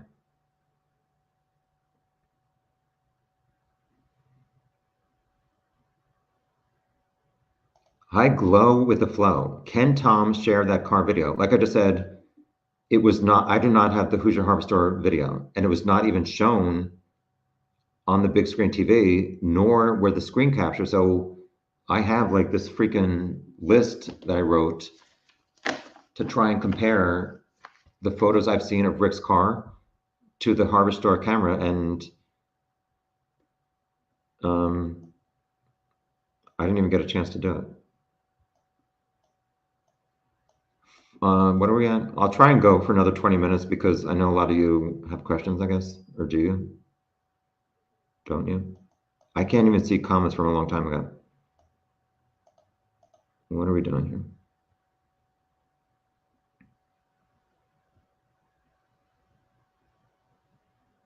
Hi, Patricia. I would love to see Alan dressed up the same as Bridge Guy. If he's innocent, it shouldn't be a problem for him. I don't know that some people would agree with that, but I would agree. I really want to know more about this blue jacket. I'm gonna have to look after the live chat maybe to see if I can look for blue Carhartt jackets to see if I can find one that matched what I saw on the screen today. If so, I will show it tomorrow. That's that. Hi, Daisy. Thank you for the Pizza King money. Did I even say this before? After today's session got out, somebody told me to go to a place called Mitchell's, which is like Mexican food. So I got a burrito and 2 tacos. I will get Pizza King tomorrow in your honor, Daisy. Thank you. Yeah, I'm so tired, people. Hi, Cindy J. Did they show the interrogation video? No, not yet. Yeah, I'm not saying that. So who's next to testify? Dr. Walla, maybe next week. She's the psychiatrist who Rick apparently made some very damaging statements to. We have not heard anything about his confessions. What? I don't even remember what your comment was. Hi, BG, BPW. Thank you for your nice comment. I have anxiety over the outcome, and I really hope if it was him, the jury will have enough. Yeah, I do too. I don't know, like a lot of the times over the past 4 years that I've been into this case, I've just wondered, like, how does a family go every day wondering who did this, and hopefully just finally finding out who was Bridge Guy and having that person be held accountable. And just the thought of if Richard Allen is guilty, and these family members hoping as the verdict is about to be read, please let it be guilty so we can at least know who did this and I don't want to say have closure, My concern is that if he truly is guilty and there's a not guilty verdict, that like the emotions of the family members of Abby and Libby will just add to their nightmare from the past 8 years. But as I said, as of right now, I still probably could not vote Rick guilty, but there's a lot more stuff to come. And my guilty side, my for and against, is, I don't know, whatever. I'm rambling. I need a nap. All right, 4 to 5 more questions.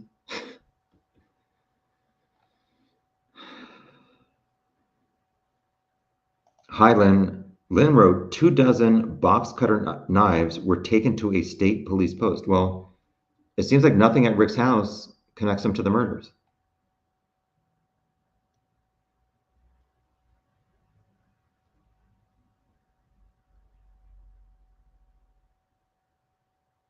Hi, FP. Given the phone data that 2:32 p.m. was the last movement of Libby's phone, and the Sarah Carbois times of 3:56 p.m. on 300, Rick was with the girls for over an hour, assuming he spent 20 minutes on stealthily. Wait a second, I missed something. Did I? Or was that yesterday? Was that yesterday? There was some kind of reference to when the phone started and stopped. Yeah, I think that was yesterday. So if you didn't see yesterday's, whatever, 2.5 hour live chat, somebody, was it Cecil, talked about when Libby's phone was moving and stopping, and I don't know, I was kind of confused by it.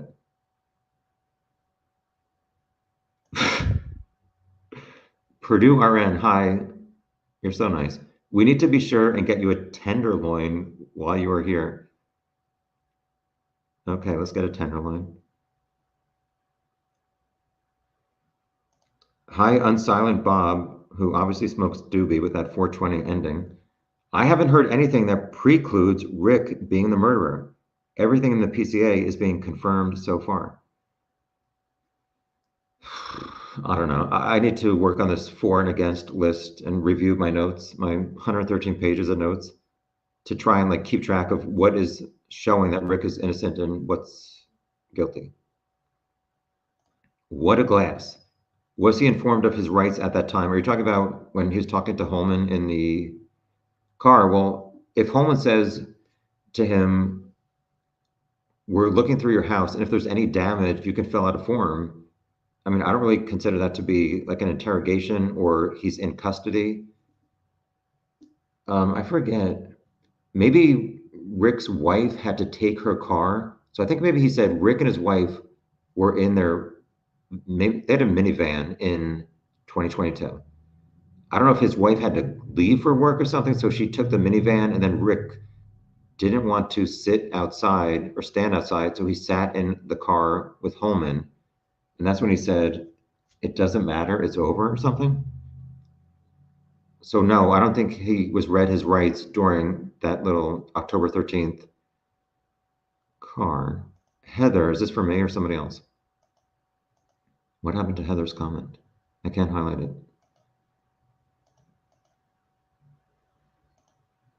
I'm having technical difficulties. Heather, what do you think? What's your general opinion of today?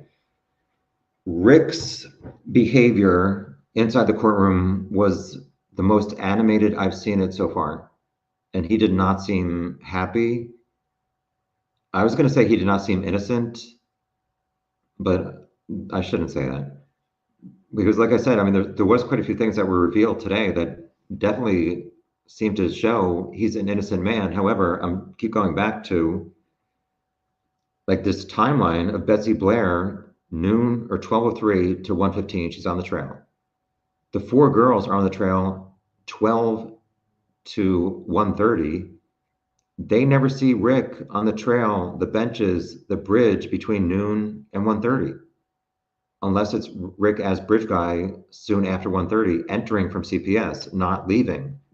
So even though there's like these wide variety of descriptions from Betsy Blair and 3 of the girls, and I mean, forget about Sarah Carbaugh. I'm just not including that in this. I'm not saying that I don't find her trustworthy. I'm just saying Richard Allen never saw these people. As I said before, really Voorhees was apparently saying hi to a bunch of people on the trail between noon and 1:30 or something. Who are those other people? Those people have not been identified, and Richard Allen should have seen those people, and he never said he saw them. So I can't get past that part. Hi, Winter Bliss. Thank you for finding me informative.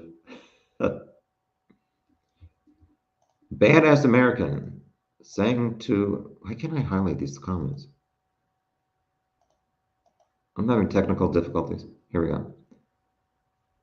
Talking to Leslie, who said I'm a champ or a chump. Leslie, the box cutter wasn't 100% the weapon. I'm not sure about that. Thank you, Tracy Lee, for appreciating me. Hi, Annie. Thank you for loving me. Hi, Revy, doing it. Thank you for thanking me. Jerry Holman was Sergeant of Donuts.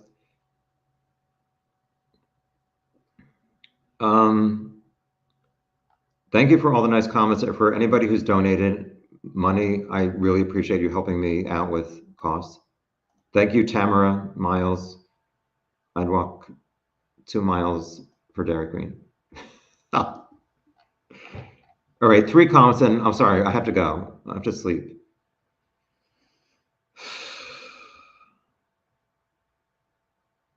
This is obviously about me.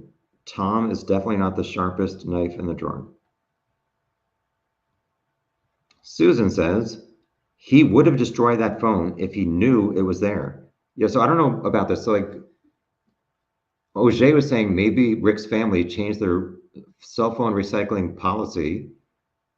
But like they have so many cell phones, they showed a picture in court of all the cell phones and pagers found at Rick's house. However, the one with the MEID that Dan Dulan called in 2017, February, that phone is missing. I want to know, did police contact Rick's cell phone provider to find when he transferred that phone number to a new phone? Don't even tell me law enforcement did not do that, because they did not bring it up today at all. I think that's very important, and how they could not do that, I don't understand. Okay. Shane staying up late in Europe, blanket on car seat or took his pants off. That could be true. Okay, that could be true. How many more comments did I say? Leslie, why do you think he left Libby's phone at the scene? Surely he saw them taking pics. Even if he threw it in the creek, that would make more sense. Well, maybe he did not know that he was captured on video or the photos. Maybe he felt like he was behind them at all times, or so far away that he could not be seen. Also, where would he have put the phone? I don't know. Somebody yesterday said, why would he not just throw it in the Deer Creek, which I think that's a valid suggestion. I just really want to know, on that cell phone, they took swabs of it. Were there any blood swabs or blood prints on the side showing that bridge guy would have touched it? Because it was found on the ground, Libby's sneaker, then Abby's body. It seems deliberate to me that it was in that area.